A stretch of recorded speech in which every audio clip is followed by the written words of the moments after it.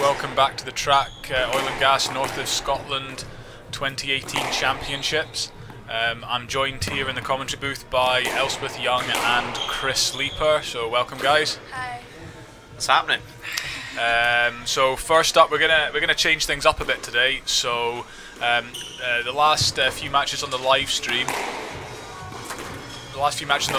have all been the PSA events, but running with the PSA event, we've also had a graded event that's been sponsored by local businessman Alan Wallace from AW Autotech.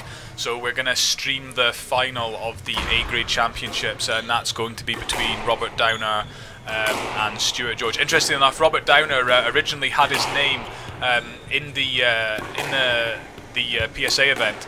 And he actually withdrew it at the last minute because he didn't think he would have got in, and it turns out that he would have got into the qualifying finals. So I guess Robert decided he was going to make it up here anyway and play some squash. Well, that's a bit of a non-ideal idea, wasn't it?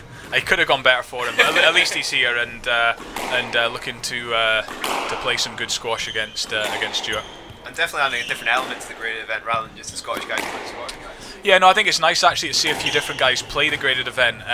We've run it in conjunction with the main championships over the last few years, and it's kind of grown a little bit recently.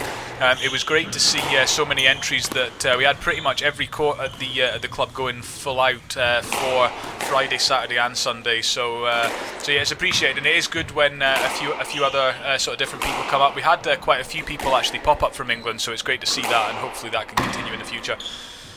So both of you guys have obviously seen Stuart play quite a lot. You train with him on and off. What are your predictions for the match? How do you think it will go? And well, after yesterday, me and Stuart played what, 75 minutes, 3-2 lost for me.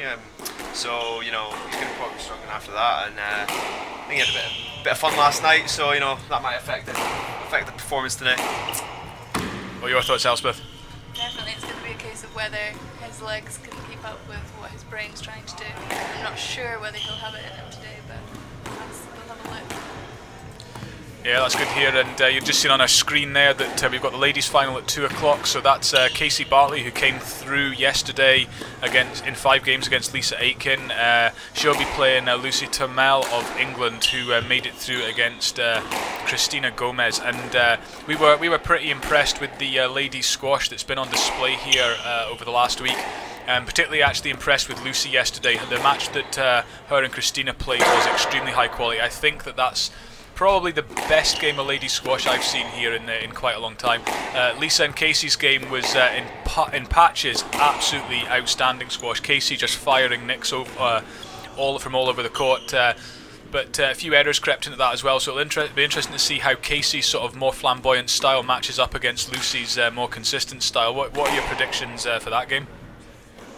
It's going to be a tough one. As you said, the ladies squash, it's nice to have the ladies event here again, kind of growing it from the close set we had last year.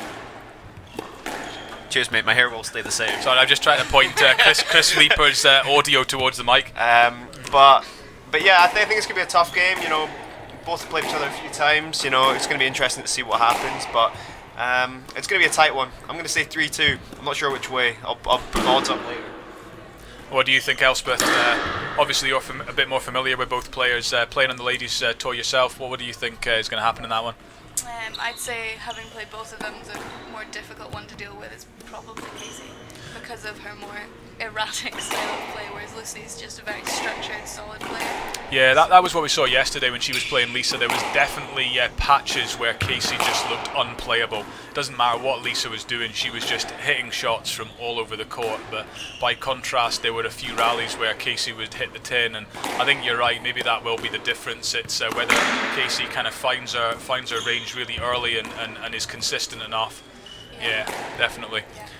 And then looking ahead to the men's match that we've got on, so the final of the men's 10K, we've got George Parker, who was in excellent form yesterday against Josh Masters, coming through that in 3 games, playing Jan van der Herwegen, who came through against Christian Frost in 5 very, very tough games yesterday. Probably the match of the championship so far in terms of you know, length, physicality, end-to-end stuff. So how do you guys see those matches panning out?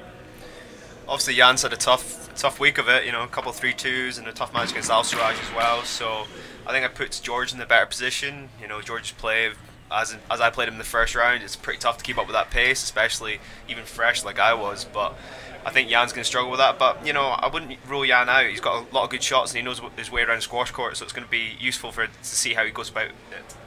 Yeah, Jan's played this event a few times now, and it's actually quite nice to see the progress of players like that, you know, as they sort of come as a qualifier in the first 5k and then they make their way into the sort of main draw as a seed of the now 10k. You know, you can really see their progress from where they were before to where they are now, and I did feel that particularly Jan's movement there have been massive strides in that. He's getting a lot more balls back than he did before and is moving around the court very quickly.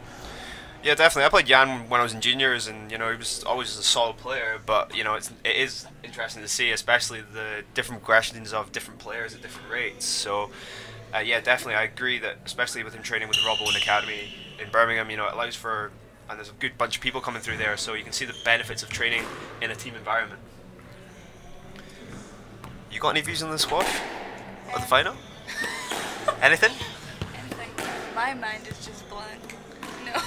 With men's matches, it's just blank. With men's matches, it's just blank. You only worry about women's matches. Yeah, of course. No, I'm actually really excited. I really enjoyed the way that George moves around the court, so I'm excited about watching that. I feel like it could be a bit of a grind of a match as well, so should be some interesting stuff happening there. There is nothing wrong with a grind. Nothing wrong with a grind. Once again, the players have totally screwed me over with the colours of their shirts. We're definitely going to have a word with the PSA about this. And we'll sort this for you in a minute. Scotland, Stuart sporting his Scotland shirt there, which is good to see. And an awfully short pair of shorts there. Yeah, they are.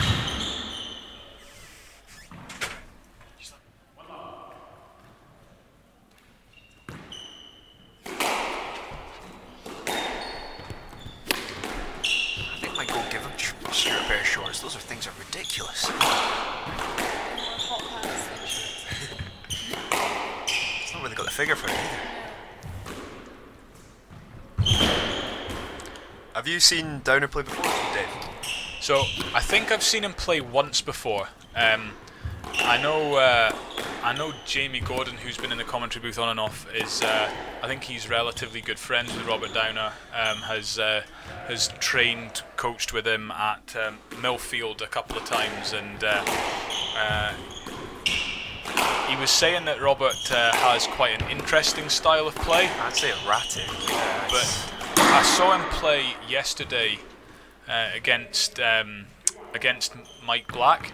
So Mike Black from Mike ASRC. Ross. So no, he played Mike Black in the morning, I think. Yeah.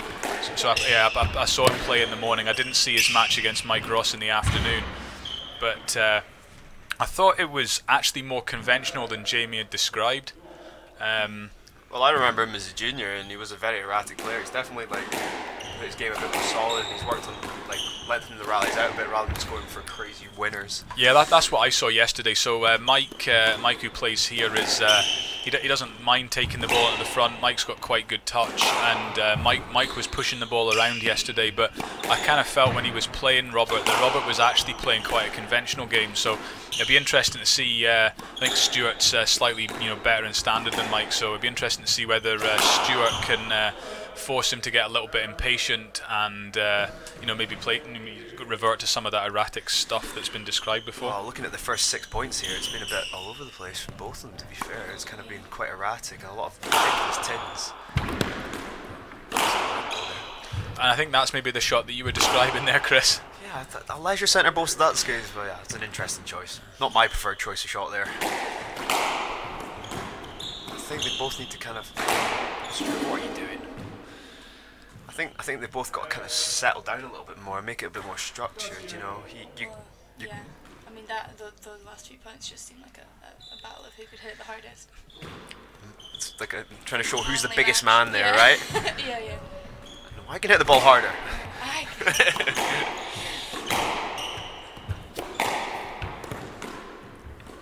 See, that's a lot better.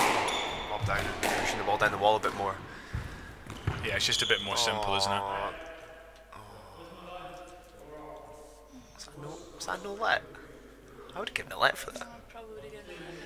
I didn't think Stu made the right move there away from the ball. He kind of stayed on a bit too much. shot quality obviously quite good. Oh, that was down. Fair play from Stuart. Yeah, it's nice to see when the players do that. I definitely appreciate it. There's no harm in being nice. You know, a lot of people talk about the PSA Tour being, you know, dog eat dog world, and it is, but you know, I don't think there's any kind of room in the game for cheating or anything like that. When if you know the ball's down, you got to call it and kind of assert the right way. I'll tell you what I have actually been impressed with this week is the last few years when we've run these events. It's interesting, you know, we've spoken about the players developing, but also it's the play developing. So obviously we've seen a bit of a harder stance from the PSA, you know, at the very highest level in terms of trying to avoid the let fest and you know, penalise people that stand on the ball and you know, make it a bit more deliberate between no let and stroke. And actually, it seems to be transferring into the game at this level, because I definitely feel there have been a lot fewer matches where there've been a lot of lets. You know, there've been one or two, but I do feel that it's the squash that we're seeing is a lot more free flowing, and I think generally as a spectator, it's something that I prefer to see. I hit one of them today. I was pretty happy with myself, but yeah, I definitely agree with you. The refs are kind of having to draw a line. You know, the squash becoming much more attacking and much more free flowing. I'm not gonna lie, it doesn't really help me in any way, shape, or form. But I think there's got to be. I think the line has to be drawn. There's got to be a black or white. It's got to be a no let or a stroke. You can't just go and keep on giving lets away when it's just going to break down the play. The amount of matches I've played, you know, you're sitting and you're going through like 60, 70 minute matches and you're just stopping every 3 points for a let, you know. Yeah, no. I think there's something for the players that they have to go play the ball, and I think that is a lot of so like watching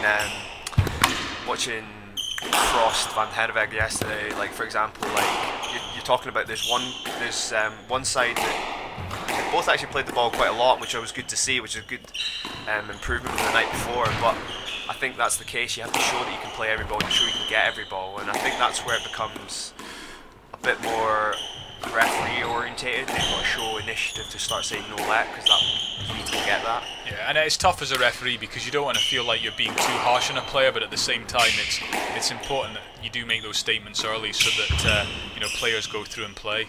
Yeah. Well, Dave, do you think we should have told them about the nice advantage here at the front backhand corner? That floorboard is an absolute peach. Yeah, I mean, it's one of those things where it actually rewards a slightly longer drop. There's a floorboard that sits a few feet down where you'd normally play a drop shot to, and if you manage to clip the floorboard, the ball just does seem to track into the sidewall every time. So. Yeah, that was a really good rally from Downer, to be fair. He moved Stuart out a lot, and I think that proves that Stuart's struggling from yesterday. You know, it's quite hard to back up back-to-back matches, massive matches, especially at this level. And also, based on what we were saying earlier, it does seem like Robert has started to play a slightly less erratic game than the first few points. He seems to be tightening up his length and width, and you know, not giving away anything too much to Stuart. But they're both lobbing the random Mizuki every so often. Can't say it's a shot of choice. There's some nice tight stuff down the backhand there. It's a lot better to see a nice length battle. To see the people trying to at least force it. That was good. But at least trying to build and find that opportunity rather than just going, oh, there's there. Let's just hope it works. Yeah. Finding the right opportunity is key. Oh, good job. Stuart's obviously a little bit tired there. I think he has to try and move forward if you're tired in that situation. Don't try and take it off the bat well. You've got to try and go towards where you think the ball's going to go. At this stage, if you're kind of tired, you go towards the ball and be proactive on that ball. The deeper it goes into the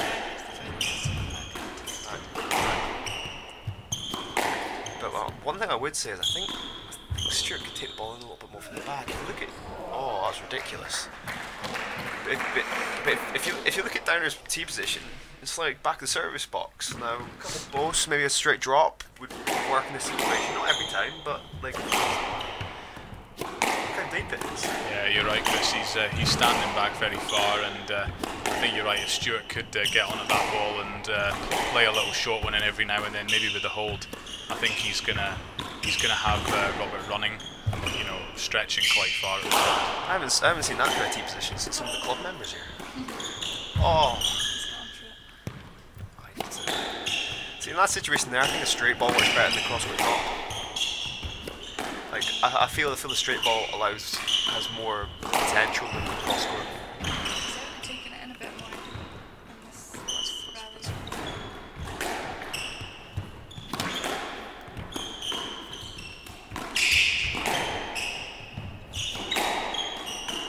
I feel there's a bit too much minds hitting from Stewart here. I think he needs to kind of control that ball a bit more. That's what he did against me yesterday in the last two.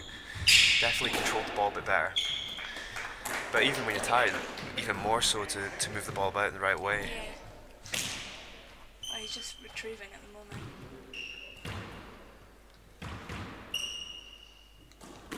Been pretty impressed with Downer, to be fair. Like, he's got a nice structured game throughout the whole time. There's that rack style coming out again. That's an interesting boast. But Dave, I guess you loved that corkscrew boast though. Oh, I'm a big fan of the corkscrew boast. Did you say fan or advocate? Both, to be honest. No, I mean I think you're right. That I'm not saying there's not a time and a place for it, and I think sometimes actually doing that erratic stuff is quite clever. I think it's often a situation where if you can play it at the right time, that erratic squash can actually be really effective because your opponent just isn't expecting it. The contrast is if you try and do it too much and use it to win games, the problem is that you'll end up hitting the ball out or hitting tins. So, you know, Robert obviously doing enough in that game to make that style of play pay off. But it'll be interesting to see whether Stewart can maybe do something different in the second game and try and get one back against Robert. So, Elspeth, if you were coaching Stewart in the situation, what would be your advice towards him? I'd definitely be telling him to have a bit more purpose in everything that he's hitting, rather than just hitting it for the sake of getting the ball back or hitting it just to get it back up on the wall, because that's what he's doing at the moment. When he's taking it in short, he's not putting anything behind it. It's just, oh, I'm going to tap this to the front of the court and see what happens there. When he's driving from the back, it's just being hit with quite a lot of pace, but not really. He's not really looking into the shot or going for a specific target. I feel like it's all there. So obviously we train with Stewart quite a lot, and like one thing I find is like he gets when he gets emotionally involved, he gets into a different kind of zone. There's sometimes he can play a few points when he's angry and absolutely put the ball where he needs to, and there's a lot of purpose on it. But then today I've felt there's no purpose towards what he's doing. Oh, that's a lot better. That's a great shot. But he's not even looking for that volley. I think he needs to go forward on that ball rather than wait for that wall.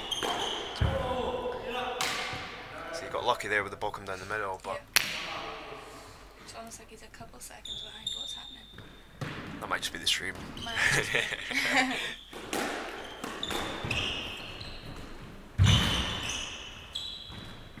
think I saw it good.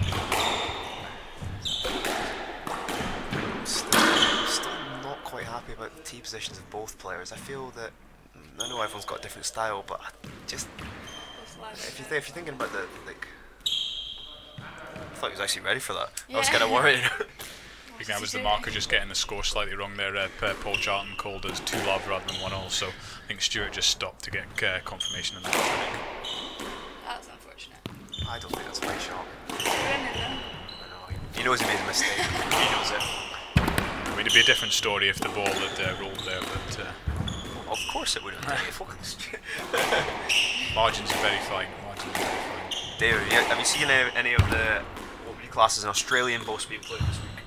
Do you know what? I'm a bit disappointed that I haven't actually. I think there's the problem is that it works really well in the 17-inch tin, which we're obviously not using, and I think the speed of the guys that have been here this week, a 19-inch tin, that would probably be suicide. I think you'd get away with it a little bit more in a 17-inch tin. I'm a big fan of the Aussie boast. So if what is an Aussie boast? I don't, you know what an Aussie boast is. Come on. Do I? Yeah, very narrow 2-wall. Yeah, narrow 2-wall. It only really works if you convince the person you're playing that you're going to hit a straight drive. So you need to play it quite fast and get it to really skid round. It only works if they've already gone for the straight drive and then they're kind of twisted in knots trying to get it back. That was definitely one. One person that really struggles with that when you hit it is the club captain here at ASRC, Fernando. He really does struggle to read that in a massive way. It's that tee position though, isn't it? Well, I don't know whether that even saves him, to be honest. Or is it the partying? I think it's mainly the partying. His hips have been doing too much dancing on the... Too much salsa. Yeah, exactly. It's always nice to see Stuart smiling at opponent rather than squaring up to them. I've been on the receiving end of many a square up in my time, so... Just loves it. Loves a scrap. I thought he was a nice guy as well. Obviously, I don't know. Apart from when he tried to scrap my dad as well, that was kind of a bad time. One of the nicest guys off a squash court. In a match situation. Everyone changes a little bit. Well, that's an interesting way of playing that shot. I thought you should have got through that ball a bit more rather than chip that up. That backhand drop. Yeah, I mean, I think we spoke between games about what Stuart needed to do, and I think we spoke during the previous game about the fact that we thought it would be good if he maybe put the ball into the front a bit more, you know, particularly with Rob's tee position being quite far back. Goodness me. And that is a bit of a scandal right there. But I think Stuart has actually started to do that a little bit more. Well, I think it's also showing the threat in the back from like, cause what we're talking about during the first game was about using the length ball and the variation of the drop, whereas we're playing a lot in the front and it's just become a bit too scrappy for that to work on a frequent basis. There's moving out the front, down in there. Hands up for Detroit. Oh, great shot. Yeah, I think that rally kind of typifies what you were saying. There was a few shots where Stuart moved Robin to the front and got him on the run quite badly. You know, he got himself back in the rally, but I think that's what Stuart needs to do. I think he needs to try and look to get Rob on the run as much as possible. And a bit like that, you know, playing the ball at the front, try and get him stretching so that he can't use that flamboyant style and really cane the ball hard from the front. You know, he has to flick a little bit more or lift and play a bit more of a conventional style. I think that's what Stuart needs to do. One thing I've been seeing with Downer is when he gets an opportunity, like even half one, he's got the power and the skill to really cut down on that ball and kind of be explosive on that ball rather than like feather it in. He kind of will just put it in with a real sharp purpose. Yeah. Probably the better way of putting it, right? Stuart, it's like you can't. Like there's a time and a place to go cross-court nick off the serve, but don't just pat it across, you know. Especially not from that height. I think that was. I think you're really going to struggle if you're going to struggle to get into a rally. Like it's all about building a rally rather than just like. There's times where you need to upset the rhythm, and that's the right shot to play. But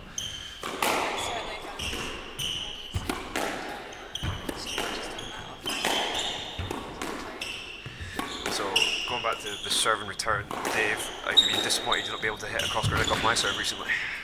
That's actually because we've not played too recently, Chris, but I always expect that it's just a matter of waiting, you know. It'll be half an hour, 40 minutes. Are we going to get a Clubs Champs final done one time? Yeah, we probably should do that actually, because next season is really quite fast approaching us.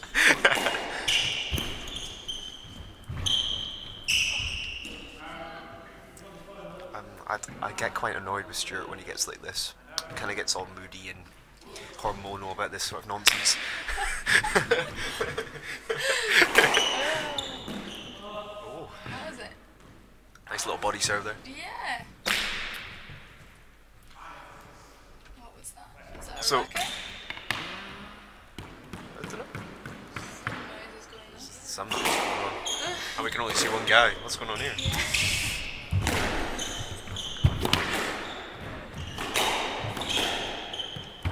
So if you're going to pick a shot, Elspeth, what would be the best shot that you feel you can play? On a 17-inch 10 would be nice. Oh gosh. See, if I was talking about your game, it'd be that straight backhand draw on a 17. Oh yeah, it's a treat. No, that's not coming back. Especially when I saw you do it at the British Nationals court in that class. That was pretty ridiculous. We'll show his leap for a straight drive. It's all about the straight drive, and even them, they're a bit dodgy. Everyone was talking about the forehand volley drop, but I've kind of lost that. It's gone. Yeah. It's disappeared. So Stuart's getting himself back into this here. He was quite a few points down, and he's managed to get himself back to 6-all. Definitely a lack of concentration from Downard. Yeah, no, I would agree with that. I don't think Stuart's done anything particularly special here. He's played the ball in the front maybe a little bit more, but I'm kind of just seeing. That's a great lift. Yeah, Rob lose concentration and let Stuart back into this. I just one thing I also find about Stuart sometimes is the fact that like he goes a couple points down and you're like, well, to get a couple points down he'll be really tense, and then he just loosens up that arm, and he comes from a tennis background, so you put the ball in his racket, he just goes. Yeah. So Dave, how have you been enjoying the commentary over the last couple of days? Since you've become a resident here. Well, I'm kind of looking after the sort of techie side of stuff. I've got 2 mixing decks, 3 laptops. I'm kind of trying to do quite a lot of things in here to keep things going. It's been different for us, you know. Like we're trying to add new things to the event each year, and this is one of the things that we decided to add this year. Well, one thing I like, you know, going out on tour, you know, I always find it quite strange coming back here, and we put on this event and we got a nice event going, and the grade is growing and growing. I just don't, for me, I don't see why more PSAs don't try and advertise like a graded sort of event. Like Alan Wallace at AW Autotech really helped us out with putting some money up, which makes this event possible. But I just think that more PSA events need to do this to grow the sport. Yeah. I think sometimes it's about how you attract sponsors. You know, how you convince them that, you know, it's going to be a worthwhile investment. You know, I'm not sure, you know, what other sponsors are looking for from events. We could be here a while. PC is talking. Yeah, sorry. We'll just we'll let PC have this discussion here. Sure, looks like he's got a little bit of a Of course he does. Yeah, no, I was just saying. I think it depends, you know, how you make the events attractive, and how you sell them to sponsors. And you know, one of the things that we've really been trying to do for track is 2 things really. The first is try and make sure that the event represents the values that they have as a company. You know, so they are really into sort of promoting, you know, sport in the community, so making sure that we're getting kids involved in the event. So we had some schools in watching the professional guys earlier this week. We've got quite a lot of kids that are playing the graded event. You know, that sort of thing's really important to them. The women's event is also part of that, so it's making sure that we're kind of trying to grow both sides of the sport. You know, I think it's fair to say that there aren't as many females that play the sport as males, so I think it's important that we really promote that side of the event as well. So Elspeth, like, what from a female professional player's viewpoint, what's it like having this event to go alongside with the Edinburgh Open PSA? Yeah, it's definitely massive bonus to have a second PSA event in Scotland, because you can travel, but also play on, although it might not be some of our home courts, playing within your own country is always a must. So it's a positive thing to do. And I think this year, having the women's event has definitely added a different dynamic to the club than the men's event. Oh yeah, definitely. It's been a lot busier. There's been a lot of different faces. You know, it's just really nice to see a good sort of group of people that all appreciate squash actually just visiting the club. Different people visiting the club. You know, like the Scottish circuit is quite. Everybody knows everybody, so it's quite nice to see some different faces in the club.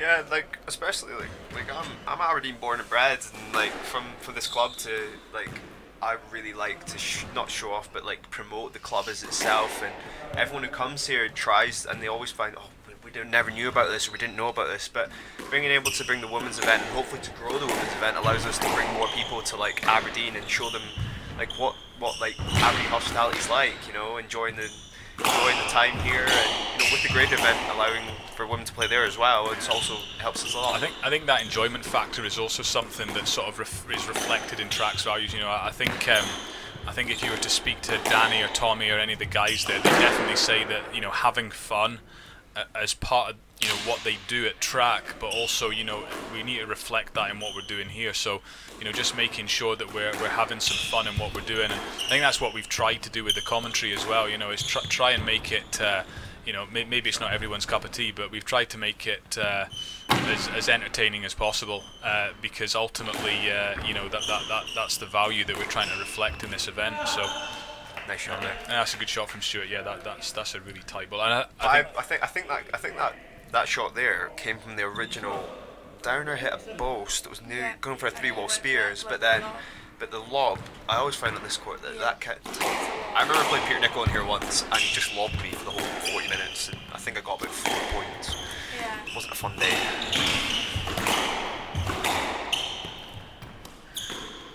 Downer kind of screwed the nut here a little bit, you know, he's got himself back into it, that looks out. Both of them, it's concentration. Both of them, it's concentration. When one kicks in, we haven't really seen many rallies where both have been concentrated at the same time. We've seen a couple of good rallies, but not quite. Whoa, that should be a home bounce, that. Yeah.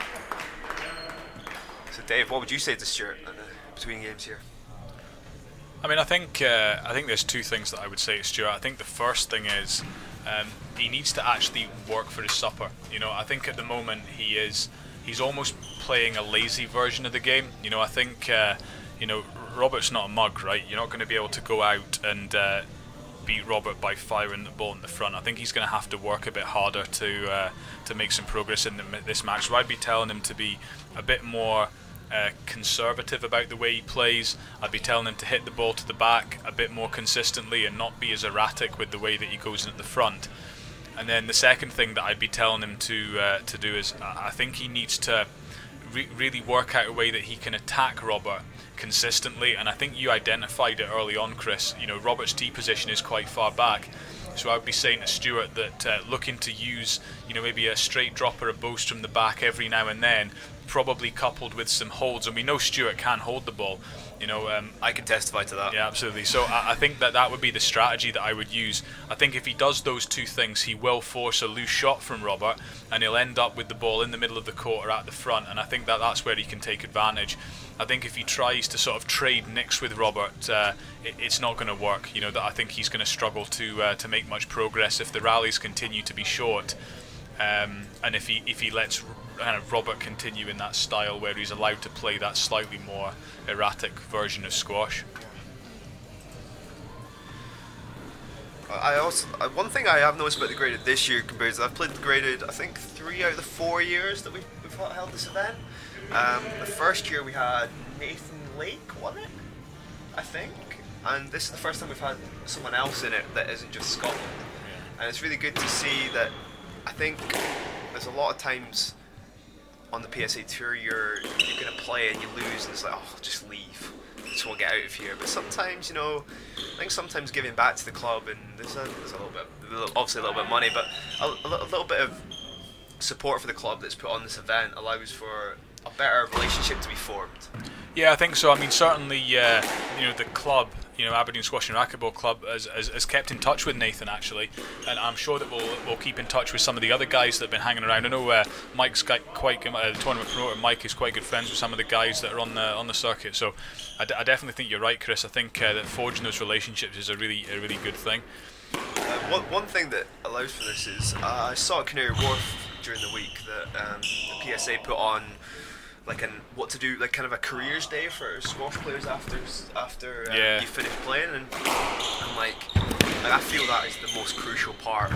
One of the most crucial parts that PSA can play is what do guys do when you've been on tour for a couple of years, and what do you do after? You know, you can go into coaching, go into training, but you know, you need to develop yourself and develop the relationships and develop the skills to be able to make it in the outside world.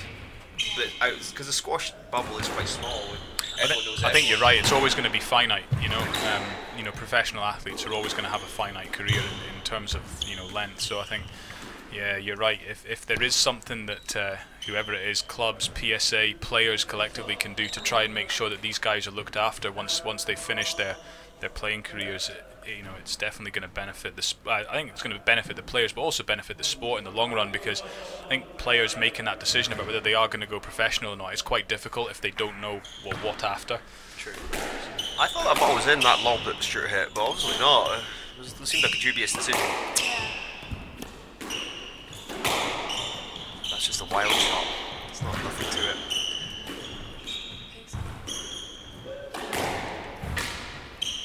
Nice tight ball there.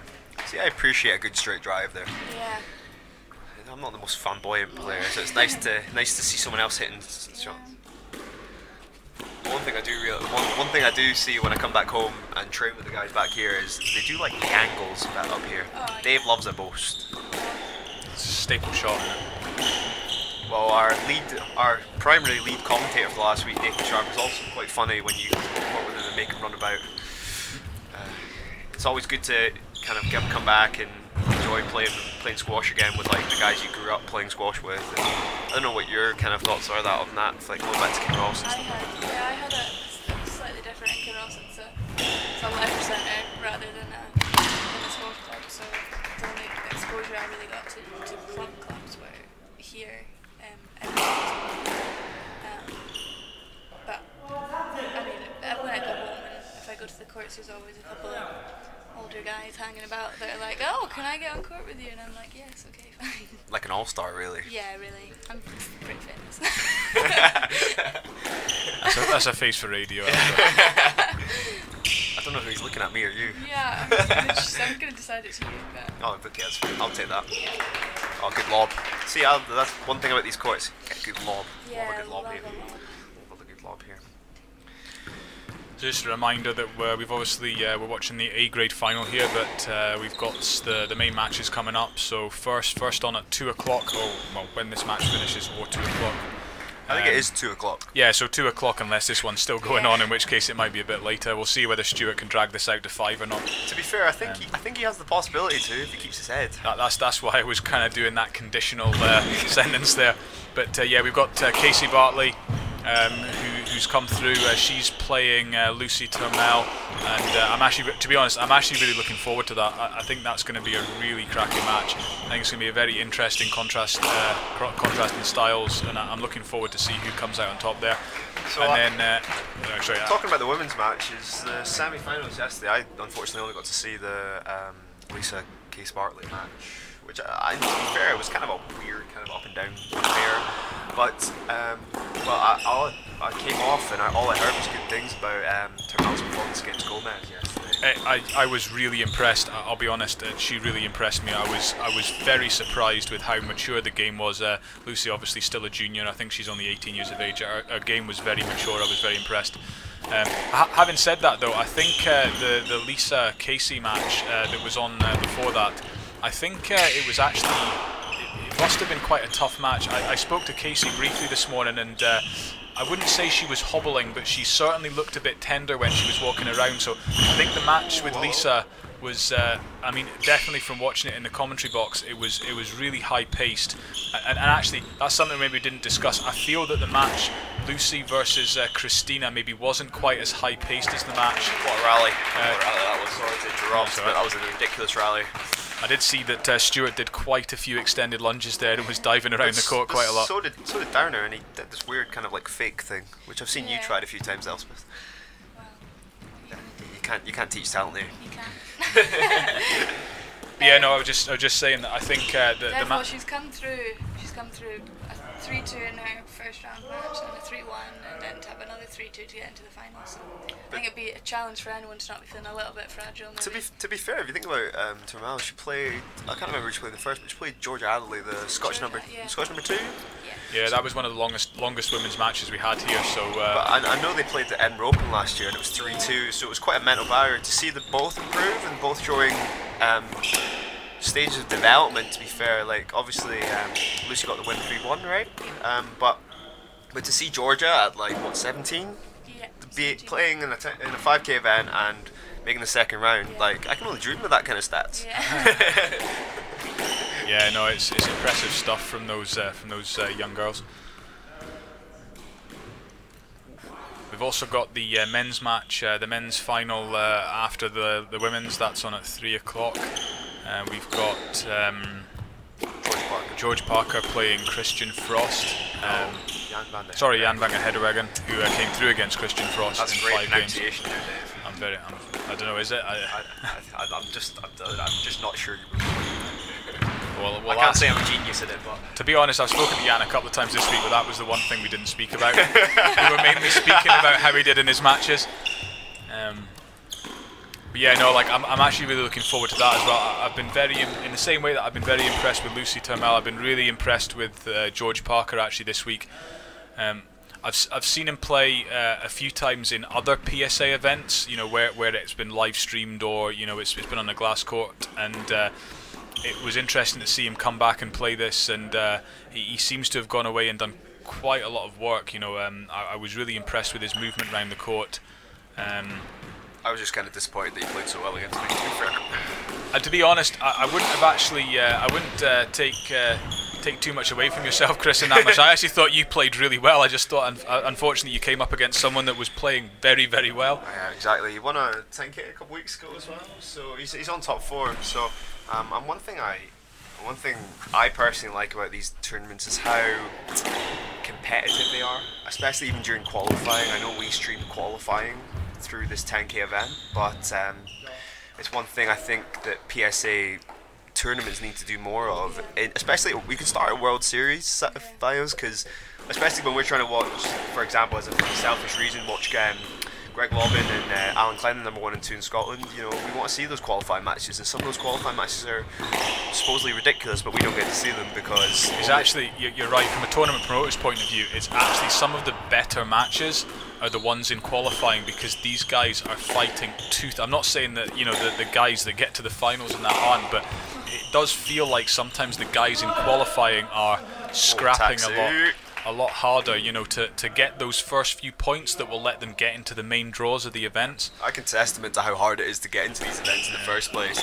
I don't know what it's like in the world, the women's tour, but on the men's tour, there's like over 500 people on tour, and you know, everyone just vying, and it's these kind of one win here, one win there can get you 30, 40 places in the world. Yeah, it's the difference between making a season or not, isn't it?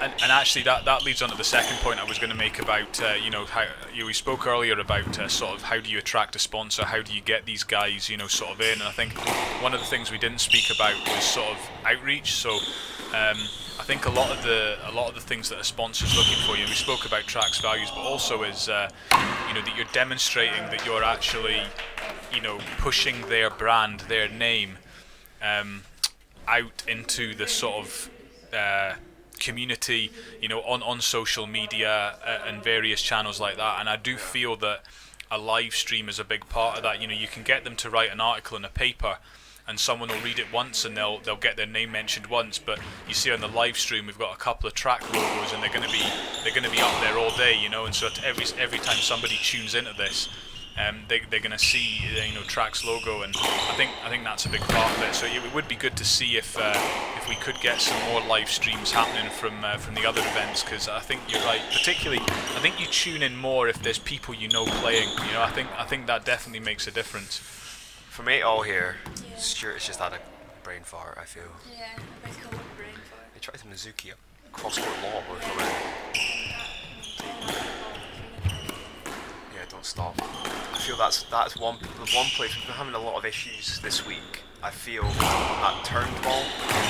So when they turn it around and come to hit it. Hello.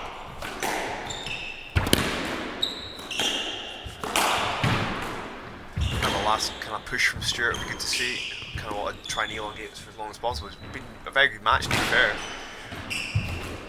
Although slightly erratic, but oh, what a shot! That's a great drop shot.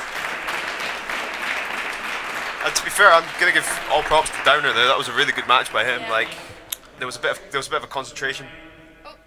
Yeah, we're right. Yeah. That was kind of worrying when you're kind of looking at us on the live stream there. But I'll give fair credit to him. You know, Stuart played pretty well, but I think the toils of last night, I'm gonna take kind of my own credit for that. But but yeah, they both played a good match. You know, maybe a little erratic. You know, I'm a kind of structured kind of guy, but you know. Yeah, I'd give it. It was a good start to our broadcast here. Yeah, absolutely. Thanks for joining me in the commentary box today, guys. It's very much appreciated.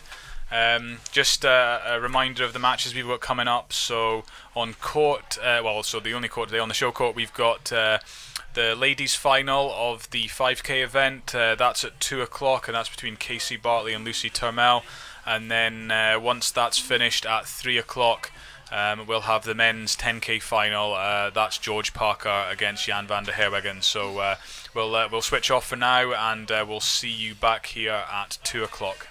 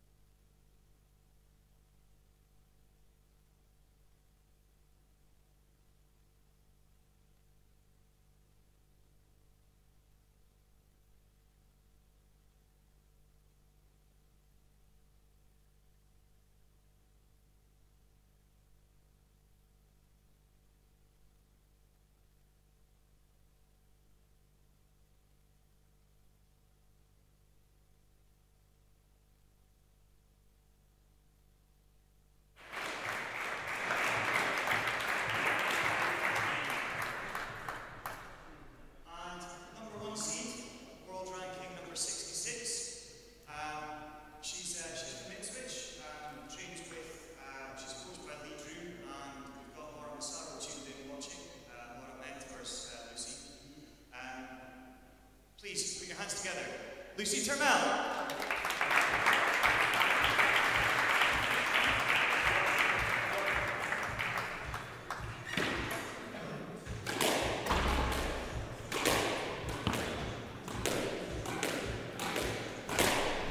Welcome back to the Track Oil and Gas North of Scotland Open. You're here joining us live in the commentary booth with David Ireson and Chris Leaper, Scottish internationalist. How's it going, folks? Good, thanks, Nathan. Yeah, It's good for me as well. Today we're here on finals day. You're watching the women's final. Earlier we had the graded final where Stuart George narrowly lost out to Rob Downer in 3. A long and Competitive match. Actually, yeah, particularly considering Stuart was out with me last night, so that was a very good effort. Nice of you to join us earlier, Nathan. That was nice of you to turn up. You're very welcome, Michael.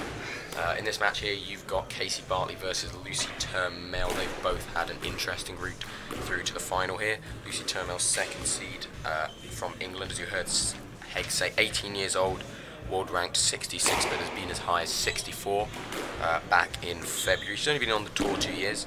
And most recently won the Barcelona Squash Open, where she beat Dion Safri 3-2 in the final. She's from Ipswich and coached by fellow commentating extraordinaire Lee Drew.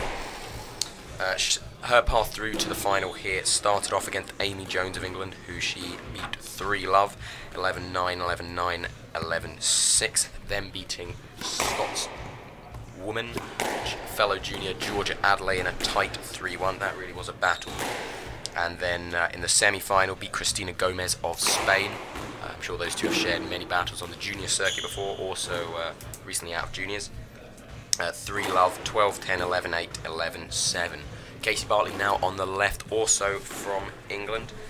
Highest world rank 88, back also in February, but is now down to 93 in the world. She's been on the tour 5 years, and her path through to the final here, being third seed, started against Alicia Mead of England, who she beat 3-2 in a tight encounter, then beating Rina Koskinen of Finland 3-1 in the quarterfinal, and finally toppling top seed and a home favourite Lisa Aitken in an all-out 3-2 encounter. 11-8, 11-6, 1-11, 7-11, 11-8, and that was probably the biggest women's match of yesterday, would you not say, Leaper?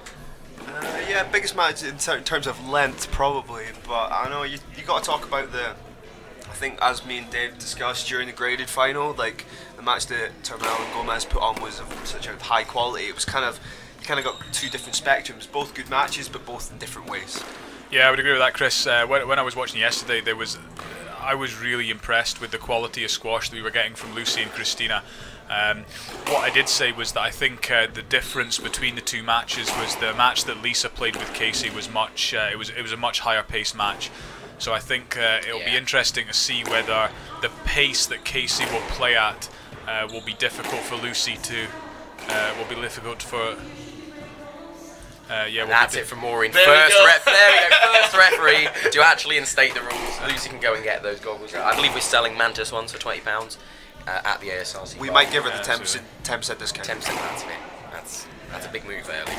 Yeah, I think the difference here will be whether. We give up for the professionals here. I think the difference will be whether the pace that Casey can play at will be too much for Lucy to deal with, or whether maybe Lucy will be able to step up, handle that pace, and play the controlled squash that she did yesterday against Cristina. So yeah, I'm actually really looking forward to this. I think this is going to be an interesting match. You know, Casey's got a very attacking style. She loves going for nicks. Also very fluid style as well. Absolutely. It's weird. She kind of like glides around the court. The movement doesn't look very deliberate, but it's pretty efficient. She moves quite smoothly. So Lucy, by contrast, seems to play a more traditional style. It was very tight stuff we were seeing from her yesterday, up and down the walls, keeping the ball really, really tight. So I'm really looking forward to see how this one pans out.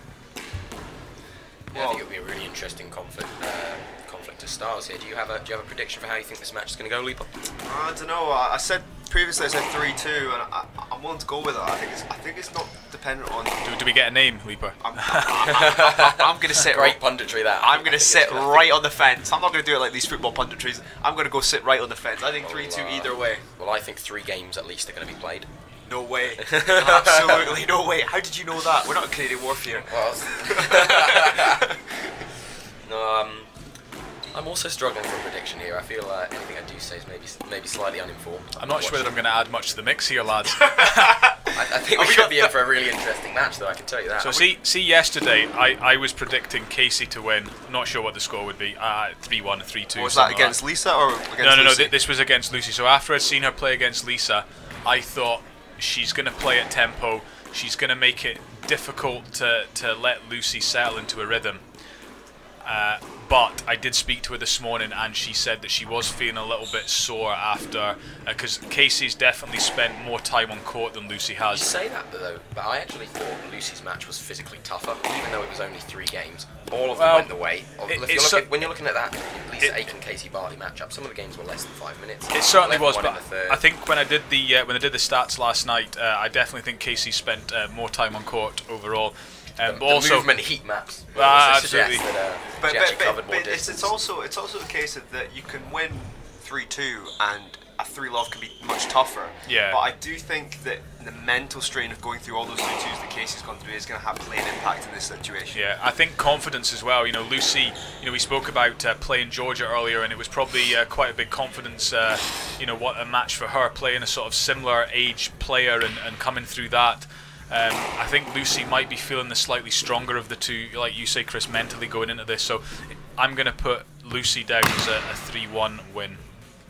There we go. We have something. I am getting off the fence here. Someone jumped. Someone jumped. I'm still just not sure. I feel. Lucy's already taking those goggles off. Must be steaming up. See, what she needs is a headband. That was the worst racket throw. Dave, that was pretty shocking. Where do you think Lucy could get a headband from if she wants to stop those goggles steaming up? Well, also ASRC is the finest of I was about to say, Nathan, me and you are probably the least two to talk about fashion sense. Yeah, we are the least. We're the most uncoordinated people in the history of the game. Probably. I'm pretty coordinated, but just with terrible attire. Yeah. I think a pink headband, a pink bandana works well with a pair of glasses. You've got that lovely spotty. The Pudsey the Bear one. The Bear one, yeah. That's my personal favourite, actually. The problem is it does look ever so slightly too small. I'm not sure it's actually been designed for a circumference of head of an adult. That's kind of harsh, but I'm willing do you know, I think it's a kid's one. It doesn't fit at the back. I think it's more for the fact that it's not actually a banana. It's probably a bit of sheet towel. It's fair enough. You use what you can. So, I mean, the first person to make a bandana, you know. I wouldn't say I'm the most creative person though. So. No? I think it was probably my mum. Cool, that looked good. But no, I think we can see fast attacking squash. I think if what do we think Casey needs to do here to make a mark in the first game? I think she needs to show a bit of purpose around the court. She's quite a lackadaisical player. And quite leisurely. It's happening again. The players are really not helping with the colour coordination here. Someone's on the live stream telling them to do this. They know how much it annoys They just want to make Dave's job even harder. Yeah. He's got to sit in a cupboard with me and Nathan, and then he's got to deal with this. We're all right. At least Casey's sticking to the script here. Thank you, Casey, for that. Staying with the black colours. Oh, see that? I can draw. That was, and I just missed it on this screen, but I saw the follow through leap. And we have Maureen Maitland from Inverurie officiating today. Yeah, obviously the single refereeing system. She's, as mentioned earlier, going to be our representative over at the Commonwealth Games, flying her out.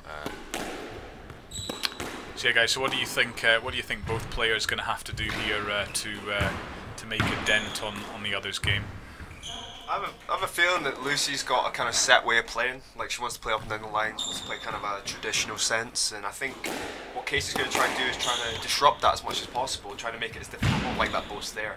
Like trying to make her move and have to go get the ball rather than just kind of like playing up and down the walls where Casey's strength relies on her shot making ability rather than like maybe like the attritional side of it. Yeah, I think we've seen that Casey has the ability to put the ball away. I think for Lucy, for me, the important thing is that she's punishing Casey out the front. So when Casey takes the ball in, she's not going to be floating lobs up. That's an interesting first decision. What would you call that? I feel it's difficult, actually. It's a very difficult. That was a difficult decision. I would say I feel there was a little bit fishy, but I feel the feel like was Well, warranted. also there wasn't that much concurrent fun. There is the question of setting a precedent though, first decision. Yeah. Well, we were discussing the grading about the no lets and strokes, like how many more have come out in the professional game.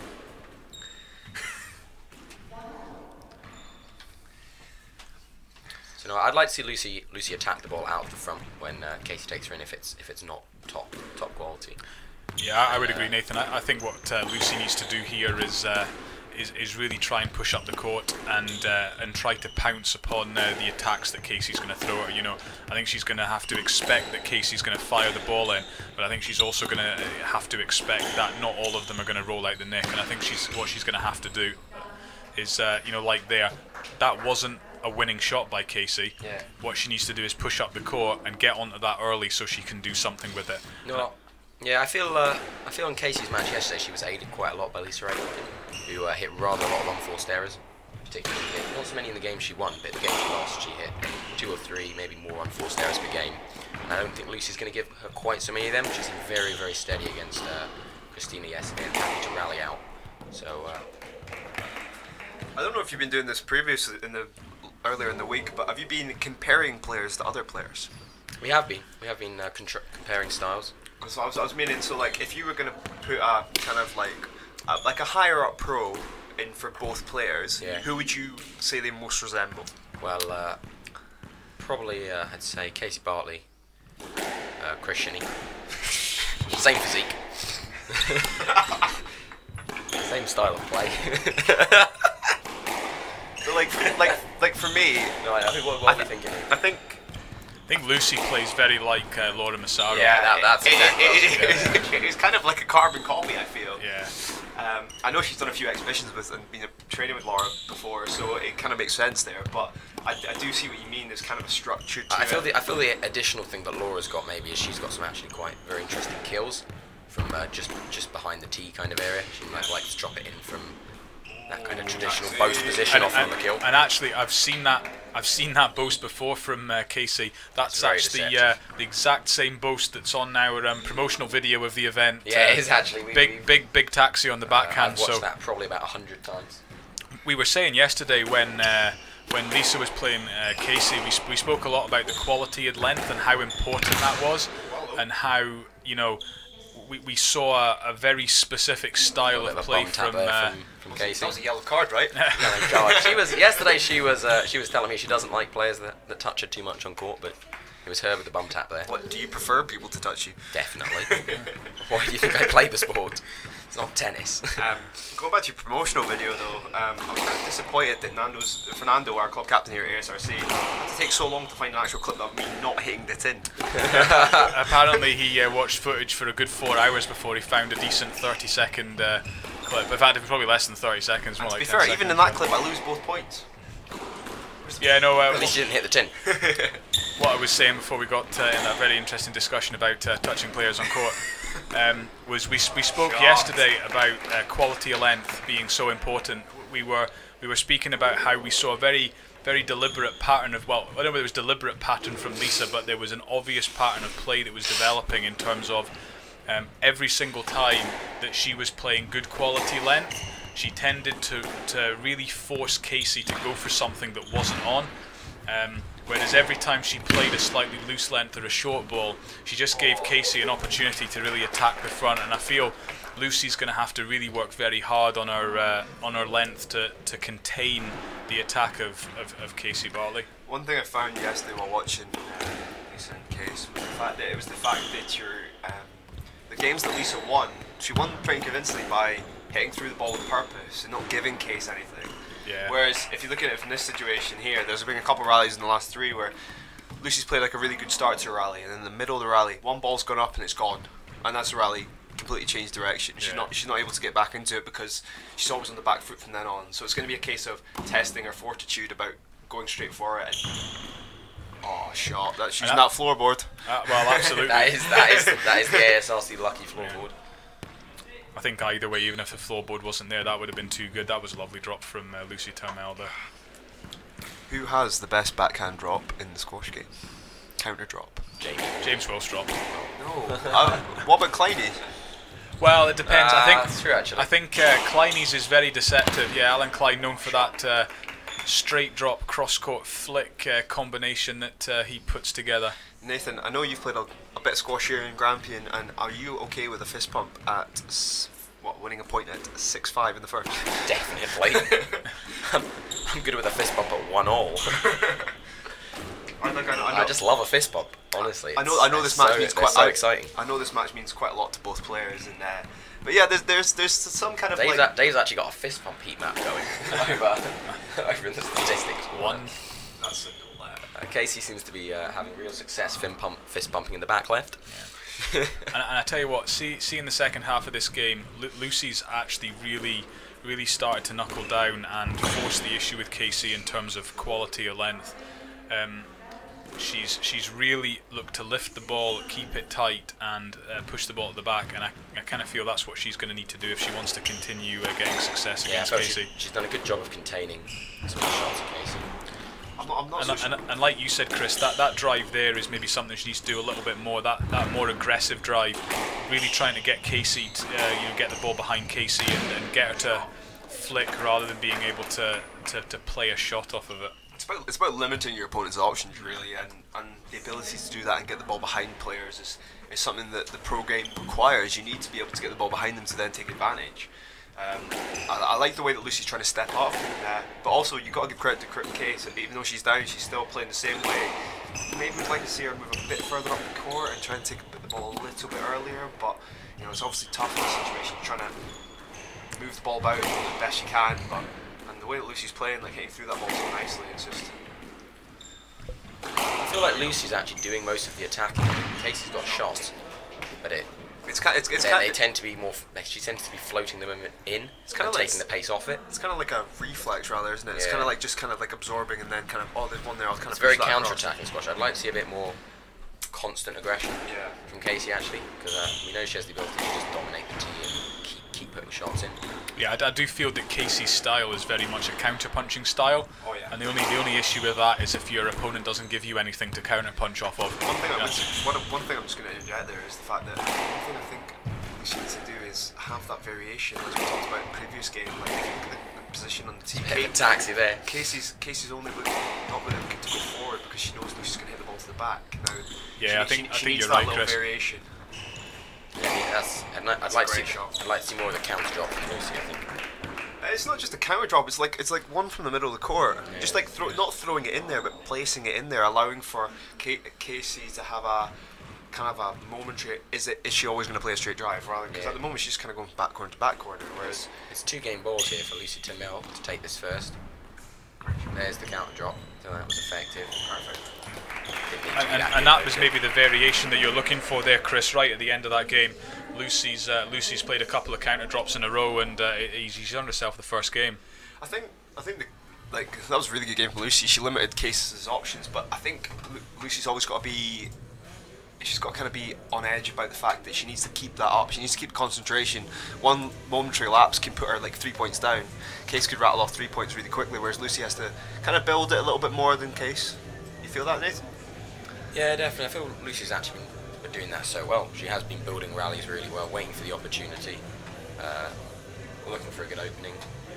I feel Casey maybe just a little bit laissez-faire at the moment, strolling around court. I know that's her style and how she plays, very relaxed, but I think taking it a level up from some of her previous matches, she needs to go with the intensity and be able to do that at a step higher pace. I always feel when you're watching Casey play, she needs to be a bit more just assertive on the ball. Yeah. Like there's a case for you need to be fluid and relaxed and stuff, but but if you think about, I think tell you what it is. I think she's actually maybe Lucy's not hitting maybe like an amazing drive, comes out a bit loose, and Casey's just opting to maybe float it down the wall. I'd like to see her come down on that a little bit more, yeah. Hit a slightly more aggressive. Try and get drive, that ball look dying into the back. Yeah, definitely.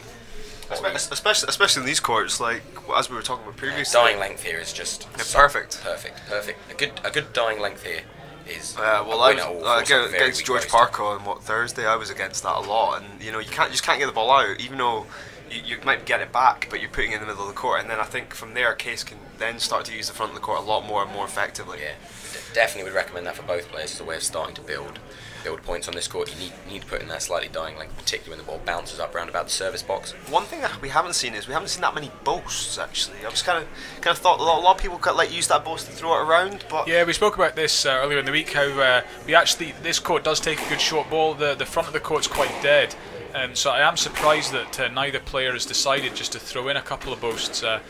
We obviously had Elspeth Young in the commentary box commentating on the A-grade final earlier. I believe she's coaching Casey Bartley between games. So what do you think Elspeth will be saying to Casey? What do you think she'll be telling her to do?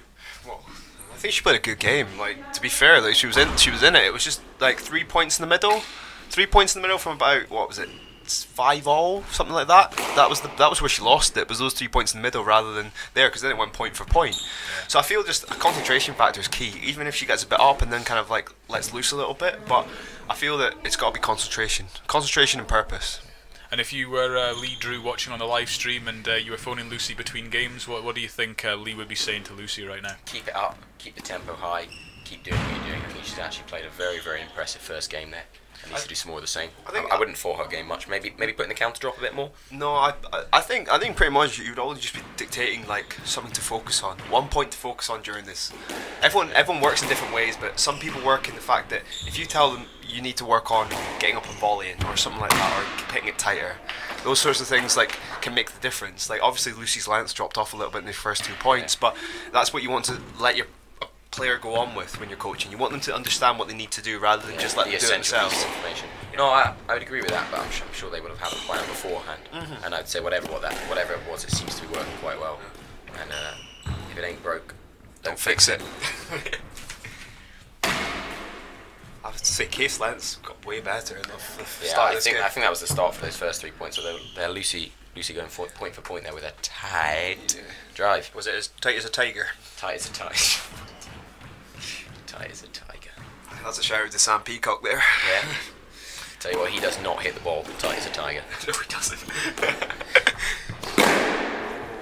See, that's just a bit erratic. I feel like I thought it was the right shot though. Actually, it's the right way to play the ball, but you know you need to be confident, and she kind of just like was a little bit tight came on off that. it a bit. Yeah.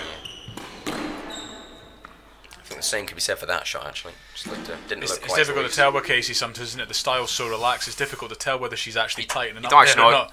Don't know what she's feeling really. You know? She could be up, she could be down. Ah.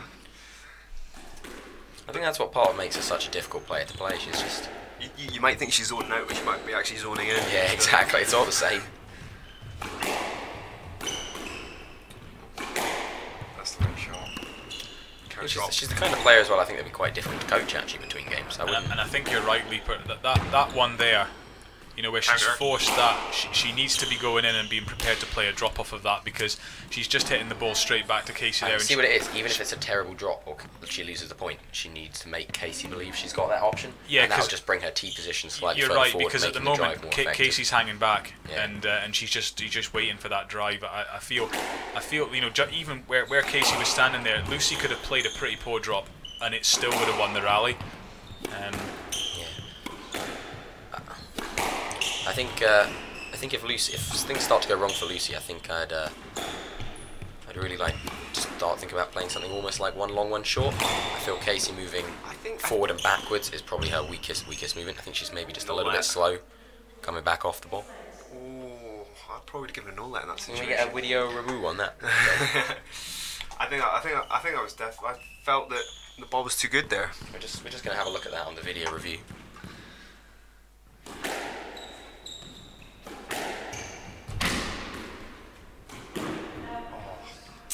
Concentration's gone here for Casey. I think she needs to be a little bit more patient and let the ball come back a bit before trying to take that first ball on. Not just take it at the first opportunity, create a better opportunity. Yeah, definitely. Yeah, we just had a look at that again, and we think probably let is a fair decision. I think it was a wee bit loose from Casey. I think she would have got that. Fair play. Shout out to Maureen again. Tell you what, every time we've watched Maureen on the video review, she's been flawless. Absolutely flawless. I think there is something to be said for just having a referee marker. Like I think if a ref makes a decision, and even if they make it the wrong decision, they can give their reasons. But when they get like in that 3 referee system, the amount of times they get contradicted and then they start contradicting themselves, which we had the problem with the Frost Creed match. Yeah. Like that sort of idea is what you want to limit. You want to allow the refs to, because most of the refs are pretty competent. Yeah. Like they know a lot, and they make one howler every couple of games or whatever. But If you're not good enough for whoa, hello. Big dive. that Yeah. was an interesting technique. It was like a leapfrog kind of dive. She took a jump and then thought, "No, I'm having this." Yeah, she's not gonna look back on that and think that was pretty when she watches the video back. He got fair play to Case. She put it in the right place and she held it, and then made Lucy have to stop and then go again. And that was the key part there. Yeah. That we'll class as a double tap. He put it back in the same Oh, corner. I like that. Oh, nah, you got that was a good opportunity, but I think punching long in that situation was better. You don't want to take that one on straight away. Yeah, I feel actually the second game's maybe been a bit more nervy from both players. We've seen an unforced error count much higher than the first game already. Whoa! I did not see a stroke coming out there. Yeah. So did you see the little grin there from Casey as the back? I think she knows she got away with that one a bit. I thought it was close to her. I thought it was close to her. I think she's giving it as a let as well. Yeah, no, that's actually really fair play from Casey. I've just watched that lot of back on the respect for video that. review, and there's no way that was a stroke. The interference was minimal, and Lucy was quite far What do you away make from of a the ball. situation where the players overrule the referee? Do you think that's good, or do you think that I actually th- can I th- undermine the referee's authority? I know sometimes it can be seen as undermining the referee, but I think in another way, we were discussing in the A grade final that there was that kind of idea where they overruled it. I think there's a certain point that fair play has to come into it. Definitely. Like there's a set. I think the context is important. When both yeah. players are doing it just to be maybe put a point to the referee. Yeah, no, I then it think can be quite there hard, then it can be Casey quite was just nasty. being genuinely very honest. That's very very. I think the key thing is that you need to have fairness and everyone plays the rules. Now people are going to try and take advantage of those rules and stuff like that, but there's a point where it's in essence just really a game of squash. Really, there's no point in cheating. Definitely. You want to win fair. Yeah, there's some people that will, like, if they cheat, won't mind, but I feel that if you need to have the fairness, I think it feels a lot better if you feel like you've won it because you were better or played better that day, rather than I took a double at 10 on the 5th or whatever. Definitely. Couldn't agree more. We're all about fair play here. And that's another Stuart George ace. Stuart George ace. That's an ace. An ace. What's the hardest serve to return?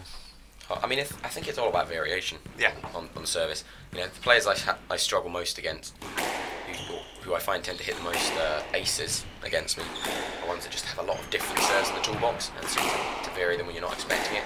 I think serving is actually one of the most underused parts of the game. I think even in the professional game, at the very very highest levels, I think you see a lot of that kind of floaty sidewall serve coming in a lot, but actually. Particularly when you've got an opponent who's quite fatigued, it can really throw someone off if you get a body serve or a particularly tricky long serve or hard serve that's maybe just throwing them off a little bit. Ooh. The racket did go around the body there. I think kind of looking for it, but a little bit, but not too much. Yeah. I think that's a fair stroke because. Yeah, I think the other side of that. I just watched that on the video review, and Lucy hit the ball, but she actually carried on running towards the front wall. Yeah. She struggled to get out of the way of that one, so I think that's a fair decision. That's one of the biggest things I've been finding this week, actually. I think there's been a lot of strokes, but if the player on the way out the ball, this is an end-to-end rally. Oh, hello. Slow motion. Sorry, lads. Oh, quite intrigued by this rally, to be fair. Good shot. Yeah. So going back to the serve, Casey's on the ropes there. who has got the best serve? Who takes the most time over their serves in the professional game? I've got someone in mind that I think does it the most. In the professional game. There's some interesting ones, like Kandra's backhanded left-hand one. That's a bit weird, but I think James Wilstrop is probably one of the main people that takes. I can quite imagine a serve. he's the kind of person that you can see has spent hours probably on court by himself practicing his Serving serves. into Or buckets. with Malcolm, serving into with buckets. Malcolm outside the court. Oh, shot. That was read by Lucy as well. I felt that was I a thought that wouldn't very have tight ended. shot. I don't think that would have ended well for Casey, even if that had gone up. And as I understand it, she doesn't have that many spare rackets left because there was a bit of a screw up with the stringing earlier, was there? I've strung too many rackets this week. I made one error in a week. I've never made an error. That's terrible. That's not true. In fact, in case he's listening, I won't want to name names. But Porge Jarka, finalist. I might have messed up his racket a little bit. Oh, come on, man. No, this is actually your fault, right? Listen to this. I turn on the thing, I tighten it, I go, that's a bit weird, like it went all the way and it still wasn't up at the right number. So I clamped it on, retightened it, it fell through the clamp. I was like, that's odd, maybe the clamp's broken. Everything, it just felt a bit weird. The whole racket was kind of shaking a bit. Someone had put it from pounds to kilograms. And so I was stringing his racket at 30 kilograms and not 30 pounds. So the reason that happened was that obviously in the UK we string in tension in pounds. Yeah. Whereas Jan, who's playing in our final later on, said, "Oh, can I get 12 kilos, please?" Kind of threw me off a little bit. I don't want to delve into the benefits, merits of the European Union and Brexit, but standardisation across the continent of stringing units would definitely benefit from... Well, it would benefit me because I almost broke Porge Jarka's racket. I would like to point out, though, it was quite easy when you just got to press the button that says kilos and pounds. Yeah. No, but why would you ever change it to kilos? That wouldn't even strike me as a thing. Going back to the match, actually. Lucy's got herself 2 game balls. The last few, well, maybe 4 rallies have actually been really interesting. Chris, you spoke about this in between games about how important that concentration was, and what I saw in those last few points was, I mean, Lucy's dug in really well, and she's carved out a few rallies there. But I think what you were speaking about in terms of Casey switching off has definitely played out in those last few See rallies. what I actually think it is? I think Lucy's taken our advice. Lee Drew's been on the live stream, fed it through to the earpiece of Lucy Turmel, and she's been telling her to play the counter short a bit more often, and I think Casey's been getting absolutely crucified. Absolutely. Well, Lee, if you are on the live stream, feel free to tweet us at Aberdeen SRC. Let us know that you're watching, and if you want, let us know what advice you've been given to Lucy, and we can see if our commentary is right, or whether you've been giving us some entirely different advice. Phone in, you can join us live in the commentary booth. I was about to say, maybe I'll get a coaching gig out of this. One thing I do say is that the concentration laps came at roughly the same time for Casey. Yeah, no, I would agree with that. That's just what I was thinking, Chris. It was that kind of late mid-section. Yeah, but that stage where it's got to about 6-all, 7-all, that type of territory. There's a couple of points in it, and then all of a sudden, Lucy's just able to maintain that consistency and pull away towards the end of the game. And I feel if Casey's going to change this round, she's really going to have to maintain that focus for the whole game, or work out a way to just score far more points at the start and give herself a much healthier lead. I think that's something we haven't seen yet, is Casey take a commanding lead in a game. It's always kind of nip and tuck, and then it gets to about 6-all, whereas if Casey could put a big push at the start of a game, we might be able to get a bit more of a read to see how Lucy would react to that. And Lucy's dominating most of the rallies here, so it's a case of how would she react in that situation. Yeah, and I think the way Casey's going to do that is to have to dig in physically in the first couple of points. I think if she's prepared to let the first couple of rallies get quite physically tough, really make hard movements as fast as she can, take her movement speed up a little bit. I don't know if it's necessarily about her movement. I think it's just about the shot quality. Yeah. If she ups the quality, she can up the pace. I mean, I think we know she's got the shot quality, but I just feel at this level, she's not moving with quite enough. There's a certain I wouldn't say swagger, but kind of like swagger. Yeah, she's got a bit but like Lucy here has come on and she's like showing that she's really in form, in concentration, knows what she's doing, in focus. But Casey kind of looks a bit more dejected, and I feel like Casey's just wandering up to the ball a bit too much, and I think I don't think she loses anything by getting onto it earlier. She still has all that time, but I'd like to see her get on, because there are balls I think she's getting to at a stretch. That if she really put a sprint onto it, she'd be in a winning position. So instead of stretching onto it and maybe floating a drive back, if she got there quickly and put in a more aggressive shot, even if it's long, definitely. I think that could be the difference, because I think she's costing herself time with the ball, and that's what it's all about at the end. That was a great shot. So was that. See, look, straight off that serve, she's put a nice tight ball in, she's got the instant reward for it. Yeah, we know she's got the skills to pay the bills, but are you trying to say that I don't? Definitely. It's a good start from Casey, actually. We can hear some of the support of the crowd coming for Casey there. Yeah, I think that's definitely Miss Young in the crowd there. That was a very manly Miss Young then. I'm okay with that. tell you who I've we actually never gave a player for who we thought Casey played like. Resembles, yeah. Resembles, but I think I've actually found one from the female tour. She never actually turned pro. Okay. She's from Aberdeen. That's a no. And they actually have a similar, very similar playing style. They actually do. That's actually a very good one. We're obviously talking about Miss Rosie Allen there, I'm guessing. No, Really? kind of I can see it, but You're going for Jamie Gordon, aren't you? no, I was going for Richard Hollins actually. Actually, that's not a bad shout. You know, I actually think they play quite very similar squash. They've both got that kind of like wrist back boast. Can we say Richard Hollins in a previous life? Yeah, not the Richard Hollins. Oh, he was a of, female player in this life as well. No, I think you're right. I Actually, think that's actually quite a good analogy. It is a very similar style in terms of Richard would throw the ball in from everywhere. This reminds me actually particularly how he used to play as a junior. Yeah, He did actually, all credit to him, become more attritionally capable towards the end of his... More of a senior type player. Yeah. That's a good shot. See that? Just making Casey always stretch for the ball in that cross court. One thing I might want to see is a bit straighter out the front rather than cross court. And see there, we were speaking about this earlier. Lucy's played the counter drop a few times now, and all of a sudden that big cross court dive becoming more effective. Wasn't winning points because Casey was hanging back and able to get onto it because she and my concern, lured her in. Yeah, my concern for Casey now is if Lucy keeps that going and she's able to work that drop and those big drives she's got suddenly from it's the front. actually quite dangerous to take the ball in, and that kind of and spirals into more nerves. Yeah. Needs to be tight margins, more likely to hit the tin, or also maybe just avoidance of doing it for a kind of like a risk aversion. Yeah. I don't know if it's just me, but like when they get to the tee, I'd like to see a bit more forward movement onto that volley. A lot of the times they're quite happy to take the ball off the back wall. Maybe try and Fist piam. maybe want to take that ball just slightly before the back wall to increase the tempo, cut the time down between shots. Yeah, I think Lucy will always be trying to strike that balance between intensity and also accuracy. You know, I think you're right for Casey because she's got that more relaxed style where, you know, she's maybe... that was the one there, I think, for Casey actually, where she's forced a weak shot. Lucy's played a poor drop, but because she's wandered up to it, she's managed a lob and not a very good one.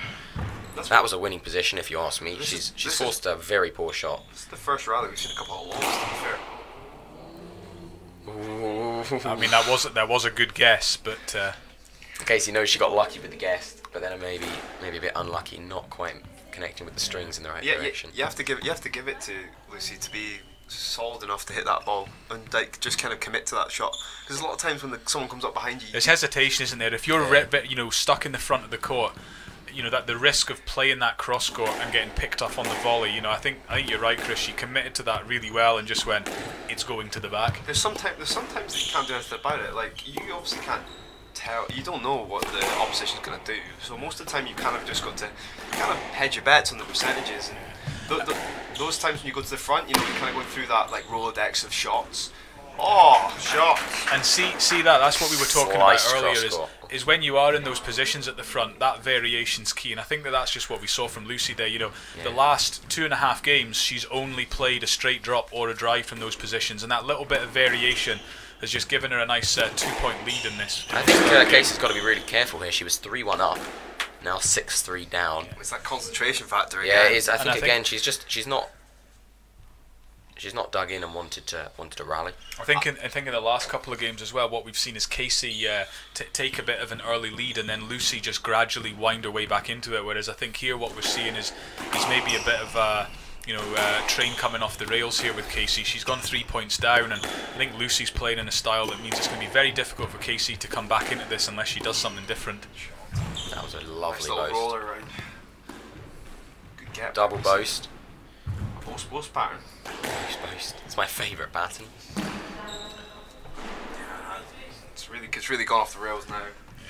She needs to. What I would do here is I'd take a bit of time. Take a bit of time. I think she needs to go for a Carrie Hallam wander around the court. Yeah, just take some time, do some breathing, tie the shoelaces, try and refocus herself. Yeah, this is a big point. That was out.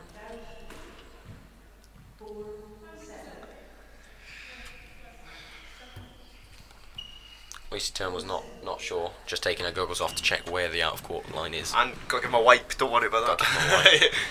I always find, see when you're wearing that kind of kit, the kind of fabric it's made out of, it's actually very difficult to wipe your goggles. I actually prefer to either wear cotton or like what's it called, non-man-made materials, at least on my shorts or my t-shirt. Because wiping goggles with like that stuff like dry fit stuff. And I just got a notification on Twitter here, so Lee Drew is listening on the live stream. So hello Lee, it's nice to know that you're appreciating the squash that's on display here. And I have to say, very impressed with what we're seeing from Lucy here. Very competent display from the young lady. I was thinking about this because when Lucy had to put her glasses on, like when I played the doubles during the summer, it was the first time I'd worn goggles since I was about 18. It is different. Actually. Did you mind wearing goggles, or did you fit back into it pretty comfortably? The headband always helped, though. The headband does help. See, that's Lucy, Lee Drew, right? Get Lucy back. See what you need to invest in her. Get her a headband. I'm pretty sure or just any bit of headgear. I'm sure I do headbands. They do headbands. Lisa's been rocking all the eye headband, matching wristband as well. I wouldn't take it that far though. She's still a junior. You got to keep some stuff for later moments in your career. Bring out all the stoppers at some point. But a headband, definitely. 100%. I think it's a worthwhile investment. I mean, this game would probably be already over by now. Oh, that's it. 3-love if you'd been wearing a headband. See, I'd see that. Now Lucy's really just got to turn the screw. Yeah. Put a bit more on, and then we'll be good. I think she knows that one really high quality rally. Yeah, I mean, I think unless Casey can do something very special here, I'm She is the player to do it though. Oh no, I would agree. I mean, she's certainly got the shots, right? But Lucy's doing such a good job of containment here. I think it's going to be very difficult for Casey unless she can do something very special. Because I kind of feel Lucy's game plan is really solid right now, and she's doing all the right things to punish Casey and win rallies rather than give Casey balls that she can feed off of them. And much better play from Casey though. Oh, good rally. Good rally. Absolutely outrageous drop. One thing that Lucy had to be careful of there was not to get overexcited and to try and take on a ball that she hasn't been playing before. Like, she kind of worked that rally and waited for it. Yeah, and that's what I've been impressed with, the maturity we've seen in terms for an 18-year-old, that's incredible professionalism to close out every game, actually. Really, Spears. Oh, called it. You did call it. I tell you what, yeah, you can see that on the video. The camera angle's perfect for that. You can see that wasn't coming out of there. It's good to see like I wouldn't have even swung it. I just would have watched it. It does look like Casey's taking your advice, Chris. She does appear to be going for a little wander between points here just to try and compose herself. It's also quite nice to see them not just like snarling at each other, like kind of like appreciating good shots, and I think that's also another part of the game. Fairness and appreciation of good quality shots. Yeah, and whoever wins this, it's maybe been a little bit of a shame if Lucy does close this off 3-0, because to be honest, really high quality. I'm going to be disappointed if this ends in 3, because I'm actually quite enjoying watching this. I think it's been a really impressive display. I'm sure we can move best of 7, right? Yeah, well, maybe that is an opportunity for the PSA. Lee, you're obviously quite involved. If you're listening, maybe best of 7 is the way forward. Just finishing off there, and a fist jump from Lucy Turnbull to take that 1-3. And that and it's a hug from both players, showing some respect there. Thumbs up for Maureen, quality job.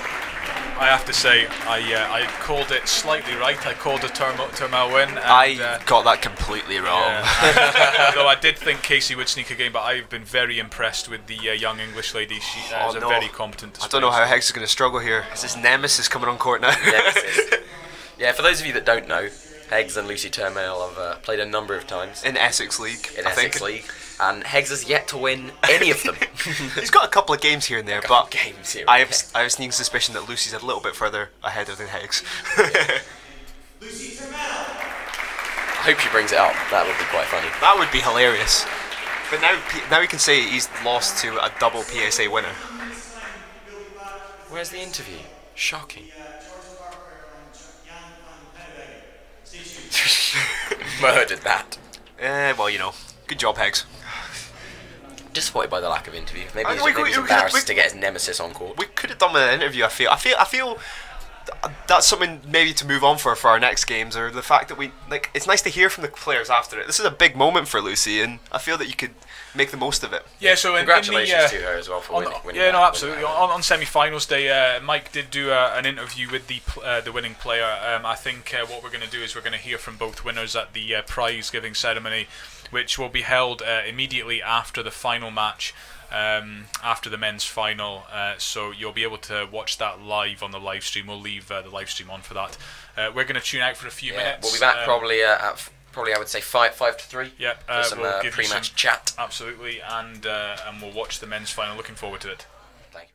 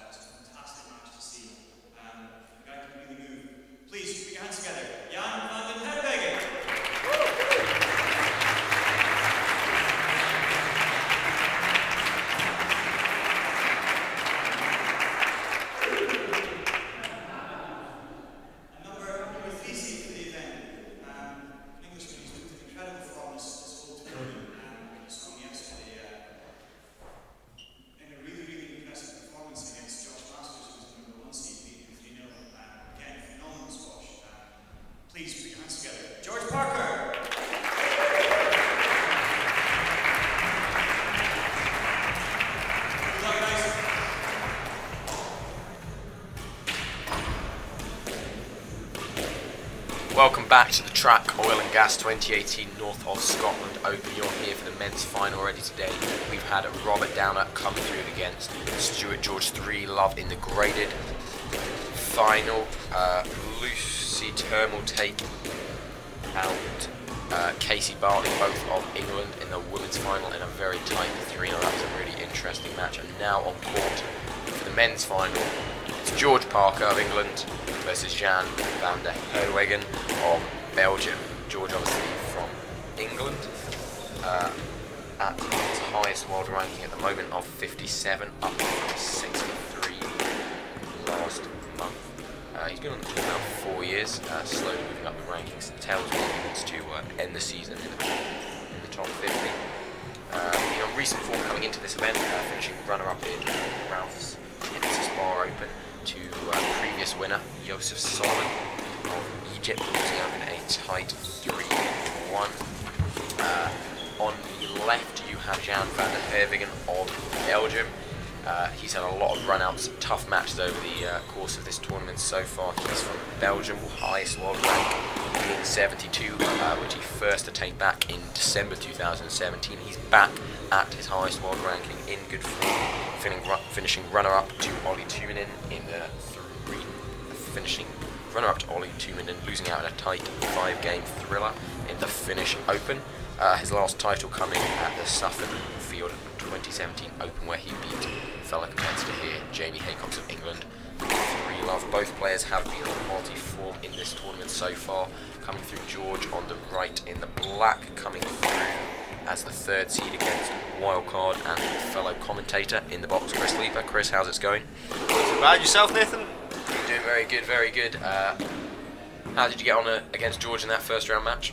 Yeah, you know, it was always going to be a tough one going up against George. You know, he's in good form and such like. I've never played him before, so it was a weird one, especially playing at home. It's kind of different playing at home. You get a bit of a home-time vibe, but played well in the first 2, and then kind of the pace got to me. This is probably I'd say about 3 stages above where I'm currently at on the PSA World Tour. So, you know, it's nice to play these events, but you know, it's always progress. You've got to look for progress in these. Yeah, that's what he was saying as well. He said he felt he just kind of had you on pace from about 7-all.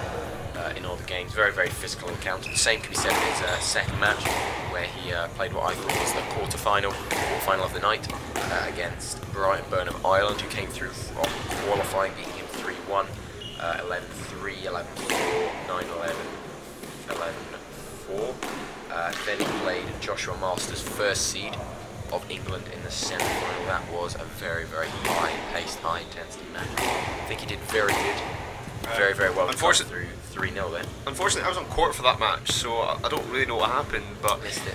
But to beat George Parker, to beat Josh Masters 3 Love is a pretty good effort. George just played at a blistering tempo, didn't make many errors at all. Was chopping the ball into the front, using that lucky floorboard there again, as you just see, slicing into an absolute kill zone on that backhand side. I think his performance was impressive enough to probably make him favourite. I think crowd favourite, tournament favourite to win this final, win this event. I'm not sure about crowd favourite though. I think Jan's got some good. Well, Chris Troop had £50 on him, so no, okay. And Jan obviously having a much more physical, let's say, ordeal to make it through here to the final. In the first round, he played Daniel Mekib of Czech Republic, 3-2, 11-8, 11-5, 12. 10-12, 11-4, 11-7. In the second round he played Mohamed Al-Sarraj of Georgia, which I was told over on the plaster court was a very, very impressive match. I think he actually maybe, not only have those been 3-2s, well, the first one was 3-2, the second one was 3 Love, but I think being over on the plaster court, that would have definitely been a more physical encounter. Both of them very, very long matches. We don't have the match times here, but I remember them both being very, very long definitely. encounters. Especially, it's been nice having the plaster court as well as the glass this year. Haven't put on the women's event as well here at the track in North of Scotland, but it's kind of given a bit more different atmosphere, and it gives a different element. And it shows that the players have to adapt to the situation that's in front of them. Definitely. And in the semi-final last night, he took on Christian Frost of Denmark, who'd had a absolute epic with Peter Creed the night before and managed to come through him 3-2, 9-11, 11-9, 11-9, 10-12, 11-9, all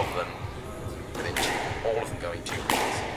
all those games, that probably being The match of the tournament. the match of the tournament So far. Match of the tournament, and just such a physical encounter. You think? How do you think Jan will be feeling this morning? Well, you know, it's going to be tough, but you know, I think Jan's got the game. He kind of moves the ball about quite a lot. I feel it's going to be a case of him being able to move Parker about and not let Parker dictate pace. Yeah, definitely. I feel Jan's very much going to be up against it today.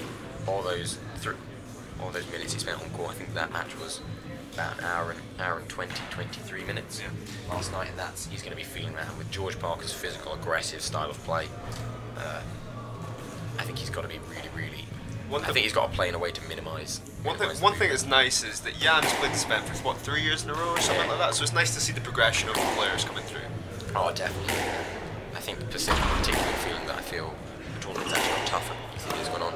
Definitely getting higher and higher quality players along. So it's good to see players playing from previous years coming through and progressing. And the central referee tonight is Dave Matthew. Obviously here for the 3-man refereeing system for the men's, and the single refereeing for the women's. I thought the refereeing was absolutely incredible last match. Oh, what straight in. That was his kill zone. You do wonder whether George isn't in a mood to muck around today. I kind of feel that he'll be looking to put some. I thought he would be looking to put some work in at the legs of Jan on the basis that Jan had a very physical encounter yesterday with Christian Frost, but obviously with that kill straight off the bat, maybe he's got a different tactic than we were all expecting. Well, you know, obviously George watched him all this week and actually played it. He loves that middle of the court, and there's that new style of squash that a lot of people, it's like attacking but also kind of staying structured at the back as well, and that like kills, like hit kills and stuff like that. Or you just kind of lifting the ball down the wall. Oh, back to back.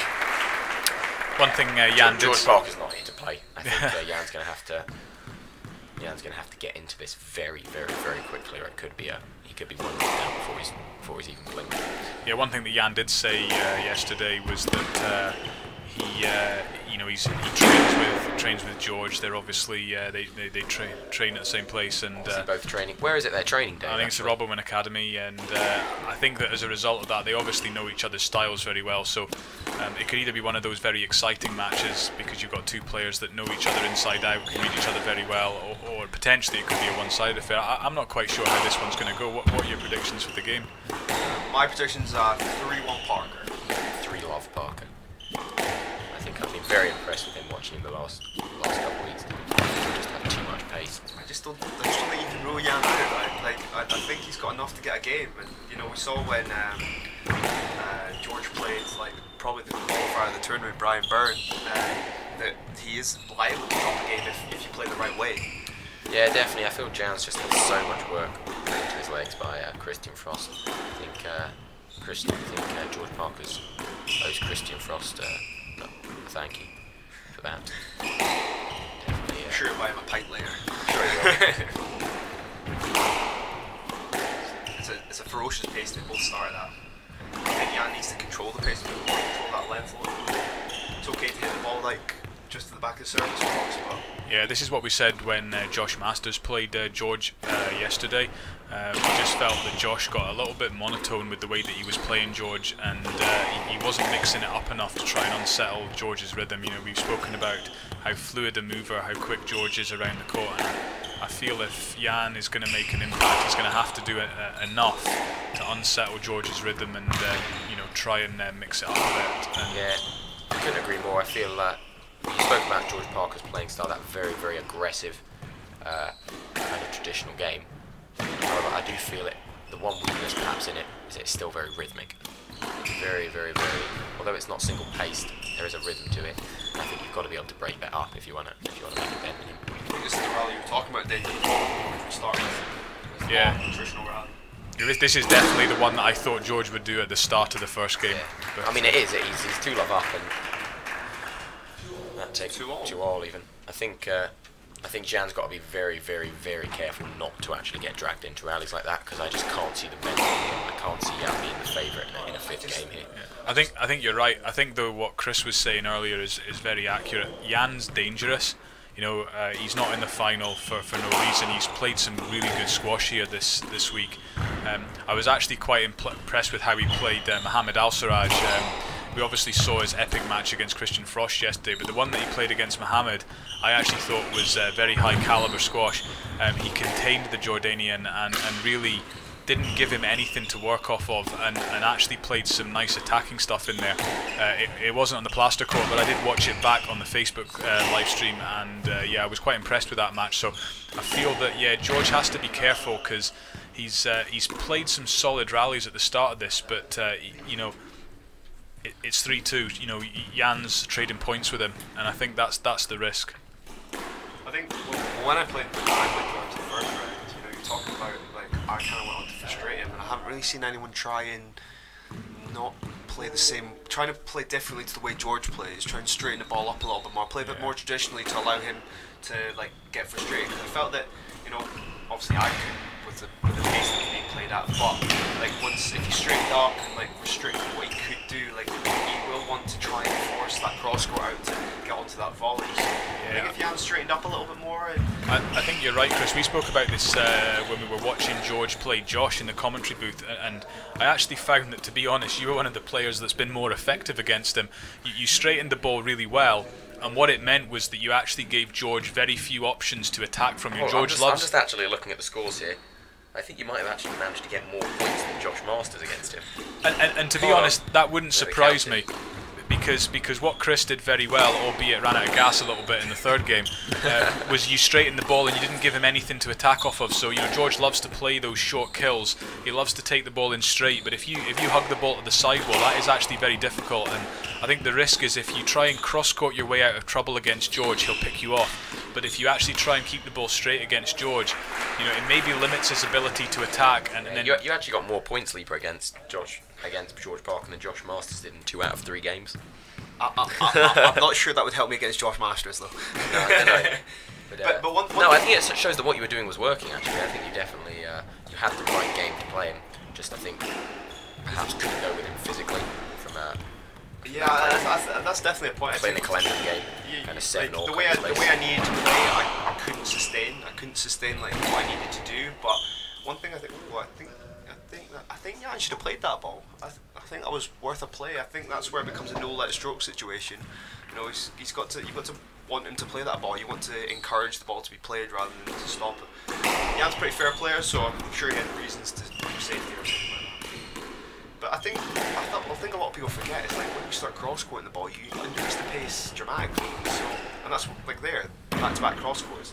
All George can do is increase the pace so much that he can control the dictate it, whereas Jan will then be on the back foot. Yeah.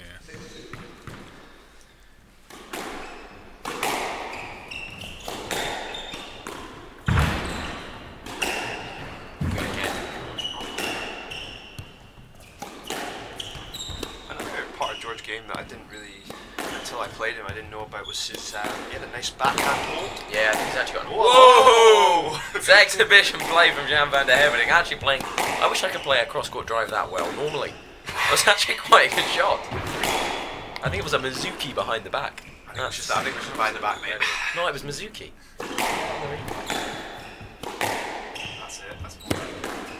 That's it. No, I think this is better stuff. He's tightened up a little bit. He's just looking to make George work. I think it was poor movement off the ball from Jan, but I think if the ball stays shorter there, he has to go play that. But with the length of the ball that came back, yeah, it was just too long. Drop. Yeah, George was always going to get shot that. though, because George had gone for the drop, only to find the ball was passing.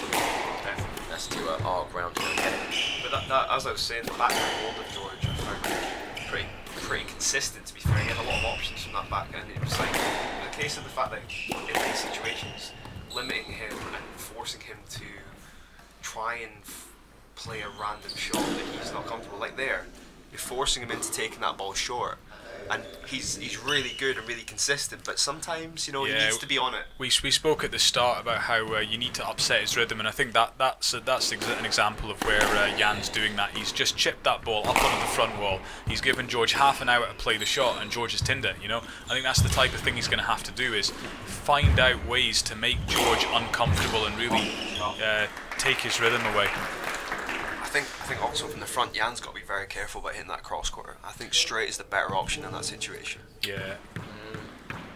Well, because the thing is, George is going to want to get on that volley as much as possible. Yeah, he's got a classic English hunt off the cross court. And I think will end up doing a lot of running if he hits it on. I think that's where that variation comes into play. You know, from the front, maybe the safer shot there is for Jan to just lift the ball, play a lob, get the ball to the back, reset the rally. Yeah, he's going to have to work harder, but it just means that George isn't going to be able to consistently apply that pressure. One of the things I've actually been very impressed with George when I've been watching him play is I think he's probably been one of the best concentrated players of the tournament so far. He's had a little bit of flutter. That's what I was about to say. But even when I've seen him flutter against Josh, or he didn't seem to lose it for more than a couple of points.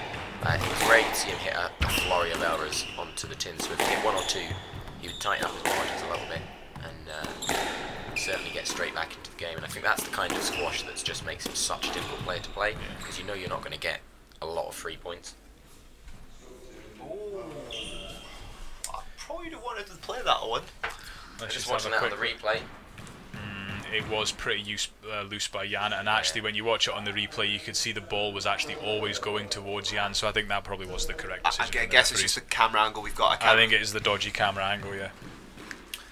Yeah, that is certainly something to look into next year for a better camera angle. It is noticeable, having spent the entire tournament in a cupboard. As soon as you go out you just get a much better depth of view, and it'd be nice to maybe give it a more overhead camera next year.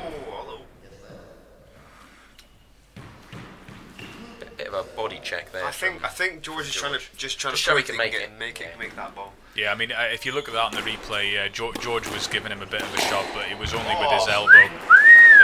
It wasn't with the body. I think you're right, Chris. He was just trying to demonstrate you could get to the ball there. Because going back to what we were talking about in the female game, the grade event with the no license strokes, I feel that's something that players have to do now. Like, people might see it as more physicality, but you have to show you can get it, because everyone on tour now can get the ball back.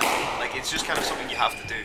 But I think refs need to take into account that we can get pretty much everything back. I think there's sometimes a discord between what they think is the perfect shot and what we can get back. That's very, very true. I think particularly just how fast the game's become, how fast the players have become as a result of that. I think it's very difficult now for a ref to look at a player and honestly say. And that is a lovely drive from Jan. Just saying, I think it's difficult for a referee to tell a player that they're not going to get a ball. The shot was too good, because unless it's rolling out on Nick, I find it very difficult when a referee tells me it was too good. I think one of the only ways that a ref can start commenting is if they have refed that player consistently. Yeah.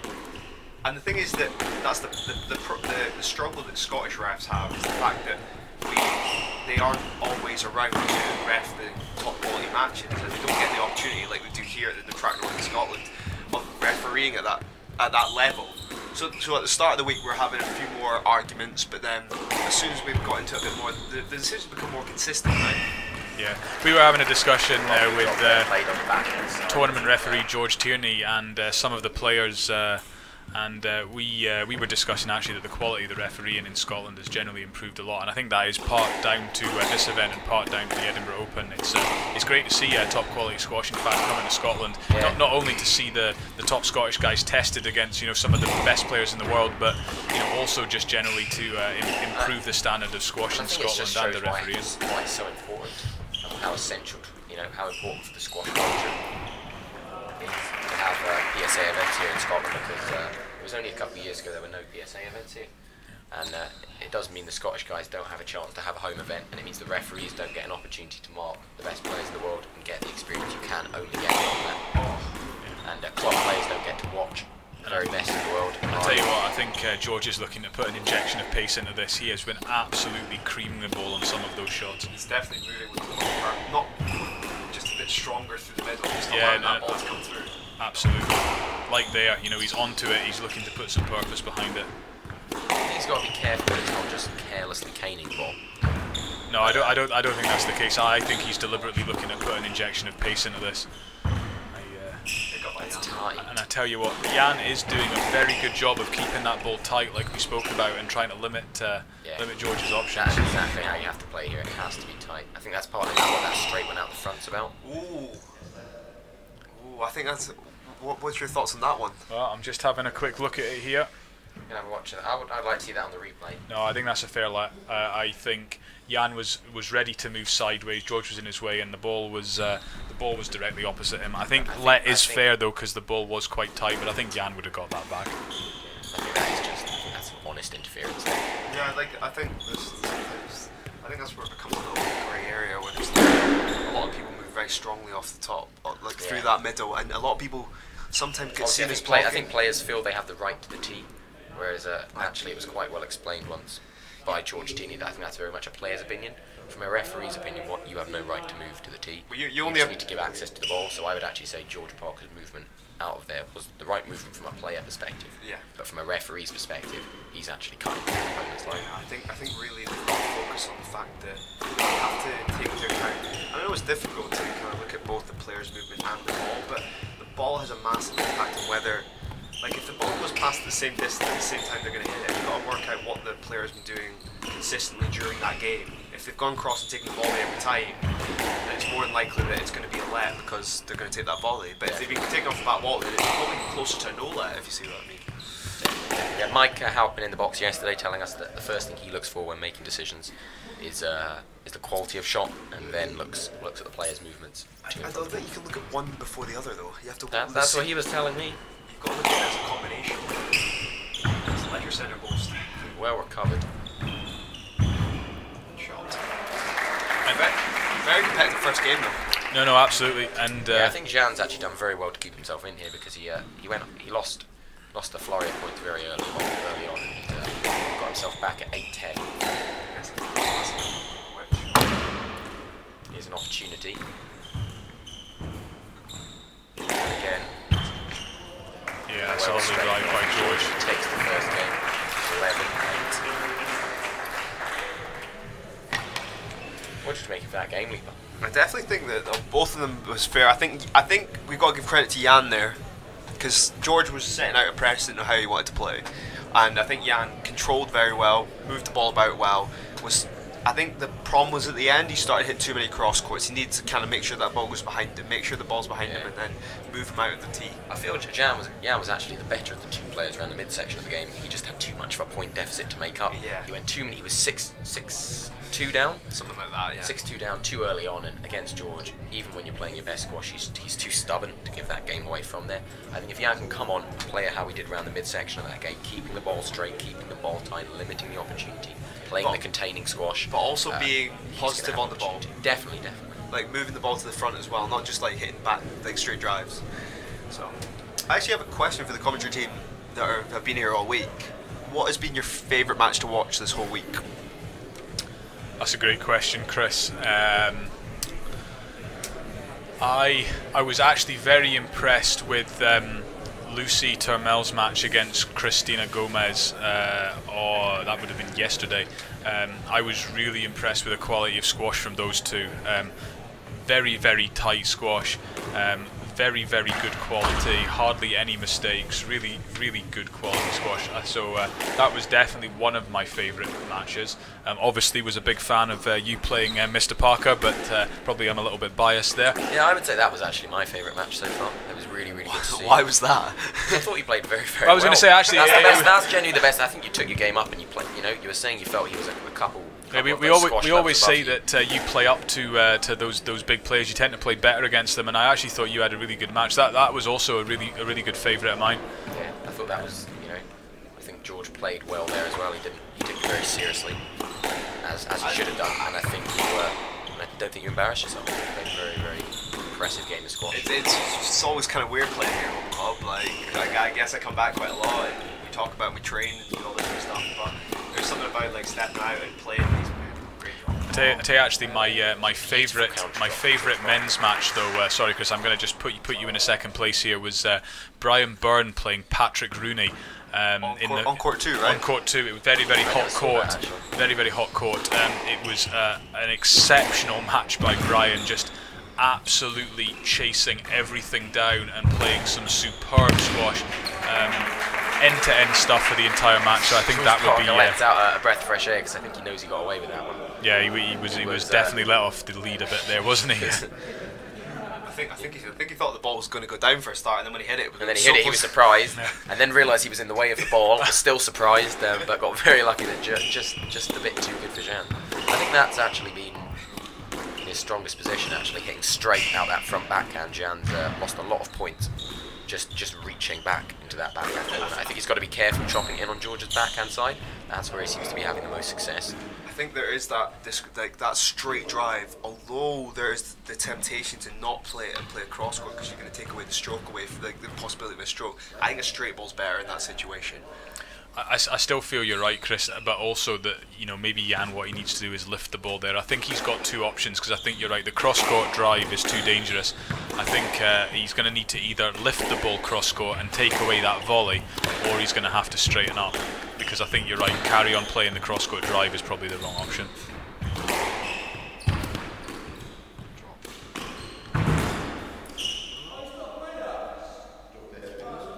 Get that on the video replay, please, Dave. Why not? Let me just change it over.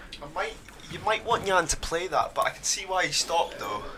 I mean, the ball was loose. It was in the middle of the service box. George was getting out the way, but he kind of flicked it long from a bit of a stretch. I'd actually a bit borderline, but you know, I think the problem there is it's a no stroke decision. Yes. Yeah. So you're giving a let there. And I think in this situation, Jan was there to play it, and I think George was a little bit late off the ball. So I would actually agree with the referees again there, which isn't like me. Did they give a stroke? Yeah, they gave a stroke. Yeah, I think unfortunately that's the right decision. You can see how you could have wanted him to play on, but do you ever there was find some danger there. Having watched this all week, have you ever found that someone comes off the ball and it's a stroke, but they say, "Oh, but I'm here," like further back towards the tee? Because I find that when I play, there's a lot of times that happens. The fact that someone will be moving back, and by the time they've moved back, they say, "Oh, but I'm standing further away from where I actually." Not when I wanted to hit it. Yeah. Yeah. I think you're right, Chris. And that's that thing we were talking about, you know, around that referees need to look at the movement of both players and the quality of shot to really try and get a full picture of what's going on. I think there's one thing in the rules that I actually disagree with. It's rapid rally here, though. He's using the height well. It's nice to see him using the height. And that's another. I tell you what. See, sometimes when George goes into the front like that, the ball is so tight. If I was Jan at the moment, I wouldn't. It's often actually the forehand you normally don't want to take them in on, but here I'd be playing dead in that. I wouldn't be hitting if I was Jan into that cam front corner unless it was very, very high quality. Because George, when he's taking the ball in a straight drop, on the re-drop, it's very, very tight. And when he's whipping it past him straight, he's just stretching Jan into that back. What is interesting is I've watched 6 days of squash here, you know, men's and women's matches, and I very rarely see the pros isolating an area of the court where their opponent is very strong. And I'm a bit surprised that, you know, given all the training that they obviously do for the sport, that they seem to be unable to pick an area of the court where their fellow player is very strong, isolate it, and just not put the ball in there. Something actually the very, very best players do in the world, better than anyone else, is have game plans that are both specific to their strengths, but also their opponent's weaknesses or strengths, and that. It's interesting you didn't stop overhead. Maybe the ball was just a bit too high. I think it was a bit too high, a bit no lag. There's only so much you can say safety-wise. See a lot of re-drops there. One other thing is, what is your kind of idea on a player's ability and the difference between A millimetre higher, that would be out of Nick. a let and a stroke? Because I feel sometimes there should be a no let because the player is good enough to hit the ball. Do you think there's any reason behind that? I don't know. I mean, I'm a big advocate of free-flowing squash, so I feel that if you can play, you should play, and I do feel that's the way the game's going. That's another absolutely savage shot by George Parker. The thing is, that's from Jan missing the side wall by about 3 foot. Yeah, what Jan was doing so well in that first game when he was getting back into it, was trying to tuck that backhand wall. And when he was able to keep the ball tight, I think he was maybe just slightly frustrating the patience of George Parker. Yeah. And that's really what he needs to get into. But he needs to do so in a way that's not only attritionally hurting him. That shot, he's got to stop doing that. The leisure centre balls from that position is just not going to work. No, I mean, I think George's speed into the front is definitely going to be far too quick to even if that had gone up, worry. Watching out the replay, George actually tapped off there. I did notice that I think the score was 4-3 in this game, and you saw Jan slightly hunched over, looking as if he was physically suffering a bit. You do wonder whether after a game and a half of pretty tough squash, Parker's not happy with that one. Just watching that on the video replay,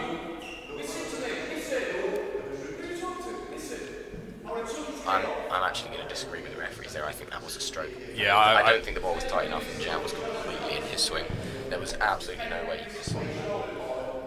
I feel George needs to not let himself get distracted by that. You know, like I think you're right, Nathan. It was a poor decision by the referees. I think that's the kind of decision where actually a video referee with us here. Yeah, it was quite quick. Jan was clearing, but the ball was very loose. It was on the wrong side of the service box, and I really do feel he impeded George's ability to go and hit the drives that we know that he wants to hit from those positions.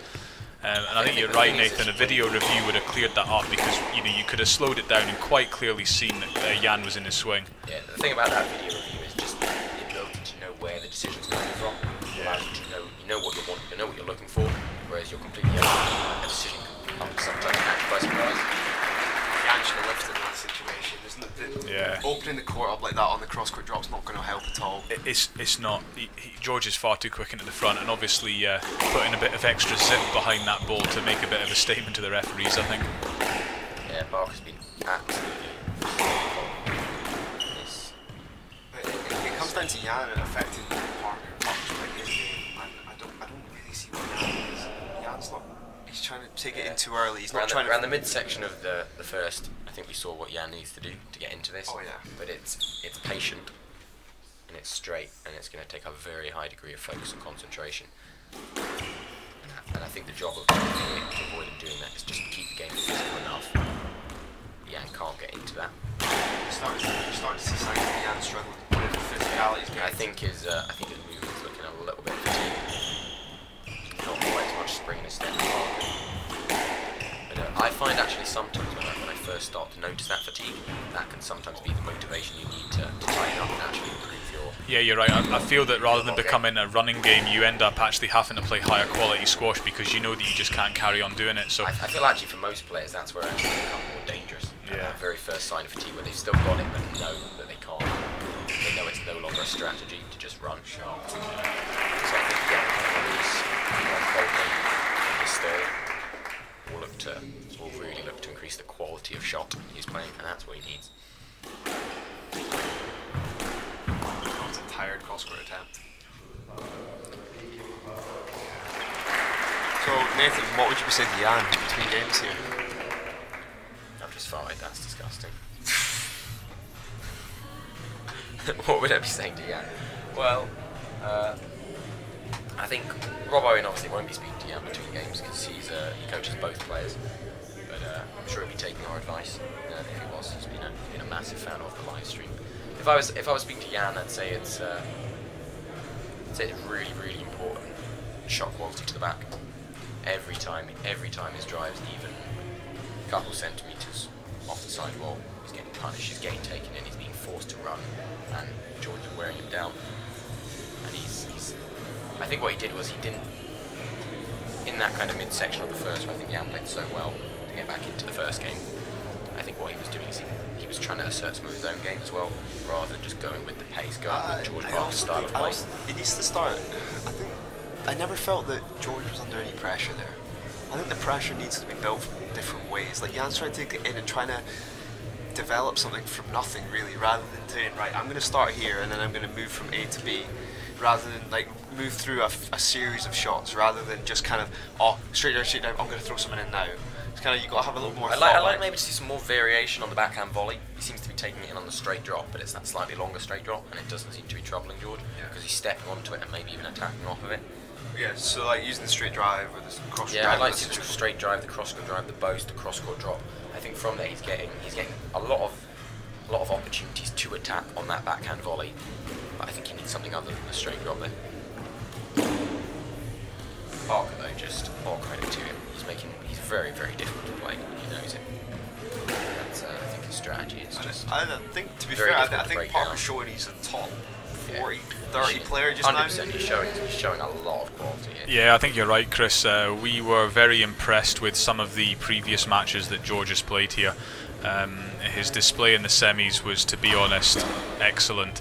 I feel his ranking actually maybe not perhaps perfectly representative of the squash he's playing. He obviously did serve out. Slightly controversial. I just think for a couple months last year, his ranking will still be affected by PSA rankings are.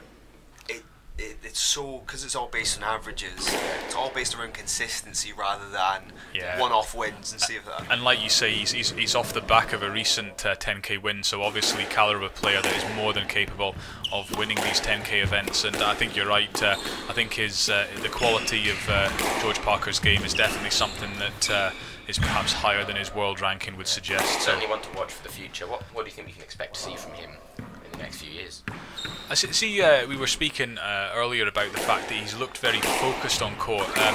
I've watched him kind of like just sitting around the building. You know, the way that he's just kind of been all week. He's sort of kept himself to himself, but you know, in doing so, he's maintained that level of focus. He looks very much like he's kind of like focused, committed on his squash at the moment. And I think I think of everyone here, he's had probably a professional attitude to the game.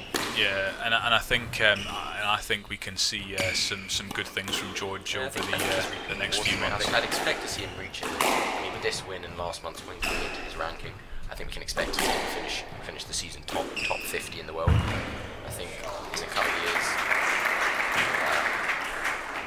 I think he's one of the players helping revive maybe the English game a little bit. I think for the last couple of years they've struggled to bring any new players into the top 10. I think he's definitely 20. showing what the trend, like especially with Josh as well. Yeah. Like that younger player. So you've got like George, Josh. You've got Richie Fallows. Those kind of people like who are early 20s that are starting to come through and show a bit more promise from a wee bit of a lower kind of like not many people, big players coming through out of England. Yeah, it's very true. Do you think, obviously with the retirement imminent of Nick Matthew at the end of the season, and I think actually Darryl Selby as well said he's going to retire at the end of the season. Or, you know, between him, Darryl Selby, James Willstrop, Peter Barker, who else is there? Richards. Tom Halsey. No, he's not a bit younger though. He's a bit younger. Do you think these kind of new younger players are ready to pick up that mantle yet? Well, at British Nationals I saw George play Chris Simpson who's in 3 Love, and I felt George could have got a bit more out of that match, so yeah, they're probably still a little bit, not behind, just a little bit, need a little more experience in playing these events, getting the bigger events, but I think that's the right way to think about it, you know. Like, why do you think it is England's maybe struggled to replace some of their about one of the best generations that's ever come through? Definitely. Yeah, you're always going to have peaks and valleys on the landscape. I think that's the right decision. Country mile, that was the right decision. He's absolutely nowhere near that ball. Yeah, agree. Yeah, it's a shame actually because George has pulled out a very early lead here, and I would actually kind of like to watch some more of his squash, to be honest. But I feel that this is only going one way. And you guys predicted the George Parker win earlier, and I think it's going to be very difficult for Jan to come back from this. You know, two love down and 5 love down in the third. I think this is almost a foregone conclusion unless Jan can do something very different. I've been really impressed with George Parker's squash. Squash from George Parker today, hasn't it? In fact, I think it's been a masterclass in squash all week. Okay, so if we're thinking about the last 3 10Ks that we've run, like track is sponsored here in the north of Scotland. Yeah, how do we think George would get on against maybe previous winners? So who are the previous winners? Obviously, you've had first year was won by Ben Coleman. That was the 5K. He's actually now ranked. That was 5K. Yep. That was a 5K. Ben Coleman now, no, at the time I feel, you know, George would beat the Ben Coleman of 5 years ago, but Ben Coleman now obviously ranked very similarly to George in the world. I'm surprised he didn't come back and play this year. He was down at Canary. And Greg Lobb. Greg Lobbin won in the second year. Yeah, those two have I think those two don't get on very well. I don't know. I've got no idea. idea. I think I remember watching them play at Edinburgh. And then you have Yusuf Solomon. Yusuf Solomon, he's obviously on the back of beating Parker, but you know, like yeah, he beat him 3-1 in the last tournament. The final of the last I tournament. just feel that each game he's got the advantage against Yusuf because he's just being so consistent. I don't think he can lose. Yeah, I think you're right. I think Yusuf played a very Egyptian sort of attacking brand of squash. He would be quite worried. And I think the same goes for Vikram, who won last year as well. I think George would be up there if he plays like this to beat. Yeah, I think George is up there with some of the better winners we've had of this event. So yeah, big things to watch out for in Jan the looks a future. bit dejected here. He looks Yeah, I think he's run out of. he looks pretty broken, to be Run out honest. of- I think run out of ideas. that's testament to the quality and pace that George has imposed on this He's got game. a very, very good fight. Sorry, in this match. So bad that was. Absolutely no mercy here from George Parker. It's just the way it should be. I always remember, I know it's not an early round, but I always remember being told that in the early rounds, get through them. Just get them through free love. As many, get off as quickly as you can. You don't need to work on anything. You're there to keep your energy for the later rounds where it becomes more important. So I know it's not an early round, but that's the kind of idea. You don't want to give anything, because if you give any pro player a chance, they've got a chance of beating you. Yeah. And that's the respect here. And you can see George being really annoyed there with a very cheap tin of return a serve. He was very frustrated with that, and I think that's that professionalism that you're talking about, Chris. You know, he shouldn't be happy with that. You know, he's putting work in. Yeah, Jan, he's doing all the right things, and then he's giving him a freebie basically there. So. I think it would be nice to actually have seen some more squash today. There'll obviously be the exhibition match on after this. Jamie Gordon versus Shane. Just for the viewers, we will not be streaming that live on the internet. Yeah, I think that is for the tragedy. We don't want to subject you to that. In fact, I don't think anyone's going to turn up and watch it. Donny Man, Mike, he's put on a fight for Jim. The thing is, even if Parker hits that ball straight and it's up, it's in the way. Yeah, definitely. He's committed to that ball, and I know it's tough and Jan's going to move in there, but I know he's got to be careful about that shot coming out. Yeah, I mean, there's maybe a wee bit of lapse in concentration from George here. You know, 8-1 up, he's maybe just relaxed a little bit, and he's letting Jan in, and he's got to be careful that Jan doesn't get a second wind and start taking the game to him. I would like to know about. George Parker, I was noticing the other day, hadn't seen him. Jan's on the ropes here. Haven't seen him smile. I said. Do you think he might if he lifts the trophy? When he lifts the trophy, I'd like to see a wry smile. That's what I'd like to see from George. To be fair, I got a nice smile from him. He hit me in the face. Yeah, he looked pretty happy about that one. What was that? Love all in the Love all in the first. It's just a statement of intent, Weeper. Great shot. Oh, Right. Whoa. that's it. That's better for Jan. I think he maybe just got a bit lucky there. And I think. Oh, that's it. So yeah, that's a good shot. It's not good enough. It's a good crowd clapping that rally, actually. I think the club itself has had so many good matches over they appreciate good squash. Yeah, the members here know good squash when they see it. And this certainly has been of the highest quality. We definitely have been really lucky over the last 20 years of all the squash we've had here, with from exhibition matches to the Legends of Squash that we held here, but also the fact that now we're running a consistent PSA and that we're getting good quality, and we're getting, like, remember there was one year we were all 3-2s, weren't we? And we were running really late that first day. Yeah, so, yeah, no, absolutely. So I remember that. They do appreciate it. I think I went on at 10 o'clock at night. That was I'm seeing the same as I saw in the first game here. I think Jan's found some range. Yeah, I mean, the point difference is. You spoke about this as well, Nathan. Just not in it on the scoreboard. Sometimes it's dangerous when a player gets tired because they have to start playing better quality shots. And particularly here, 9-4 down in the third. I think Jan knows that if he doesn't roll balls out the nick, this match is over. That's what can make a player with such skill so dangerous. But George Parker looks as focused as ever as doing the job. That's it. That's better. Oh, that was a late call. That was a very late call from the referee. Maybe just making his mind up. No, you've got to be sharp on that. Yeah, because I feel the problem there is it looks like the player's influenced him, because he's not called that until George has put his hand up, and that for me looks like the referee's been influenced by the player. Yeah. I mean, I'm not sure it's true. Obviously, he might have already made the decision. Yeah, I mean, Jan didn't contest it too much, did he? He probably knew so it I was imagine out. it was out. There is George Parker. Congratulations to George. Yeah, absolutely. Congratulations to George Parker. A very convincing performance, to be honest. Thoroughly impressed with his squash this Throughout week. the week as well. He's been the best player in the tournament the whole week, and I think I think that's fair to say, and I think that was a very fair win. We'll have Mike Hegarty on now. Yeah, I'm kind of thinking that Mike should be wandering onto court pretty quickly.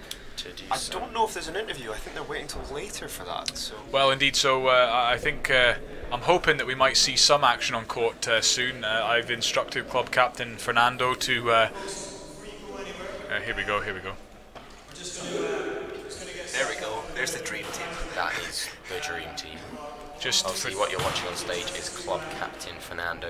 On the right. On the right, Michael Hegarty, club promoter, tournament promoter, Ex-captain. ex-captain, with the microphone. Big Spartan Ross in the orange with the tablecloth. And who's that? Ben Orrell, of course. Yeah, I think we've got Ben Orrell and Martin Ross helping club captain there. And what they've done there is they've given the roller banners to the smallest person.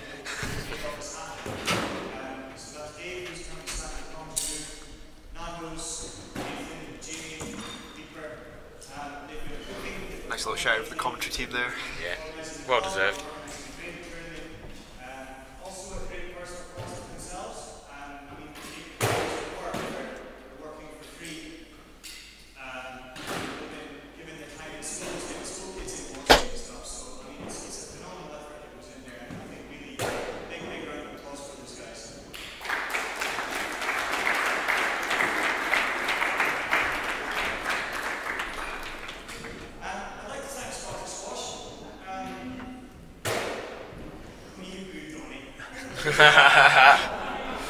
Donnie knows where it's at.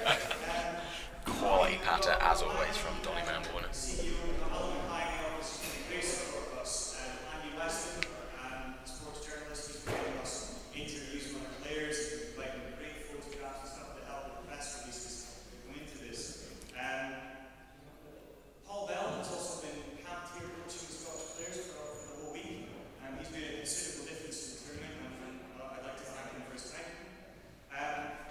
His hand. We have to change our dates for this tournament. We have to change the dates because two bigger PSA events registered on the same week as ours.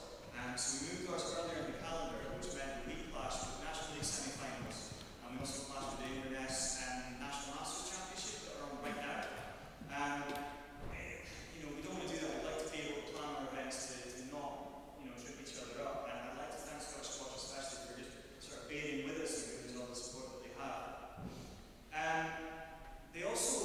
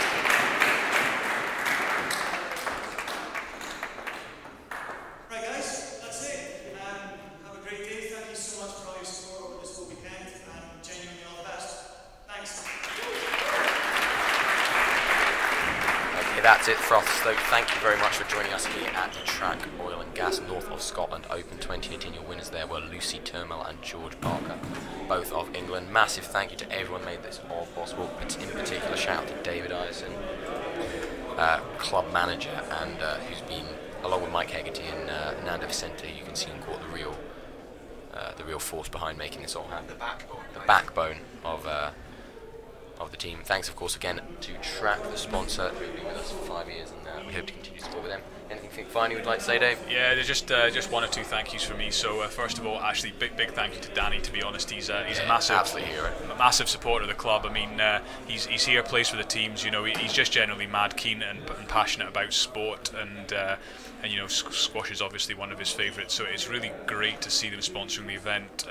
Such a good sponsor to work with as well. It's not just a financial arrangement. They really do. Absolutely, they really do, and it's really appreciated by the club. So definitely a big thank you to them. I'd also like to just thank a couple of other people. So the staff that have worked here at Aberdeen Squash and Racketball Club, I'd really like to thank them for their efforts over the last week or so. It's actually relatively tough for them. There's a lot that they need to do, and I won't name names, but all the volunteers that just generally give their time to help support the event. There's a lot of guys that have taken time off work and things like that to make this happen. So it is really appreciated by Track, by Aberdeen Squash and Racketball Club, and I guess by the players as well. So thank you very much to them.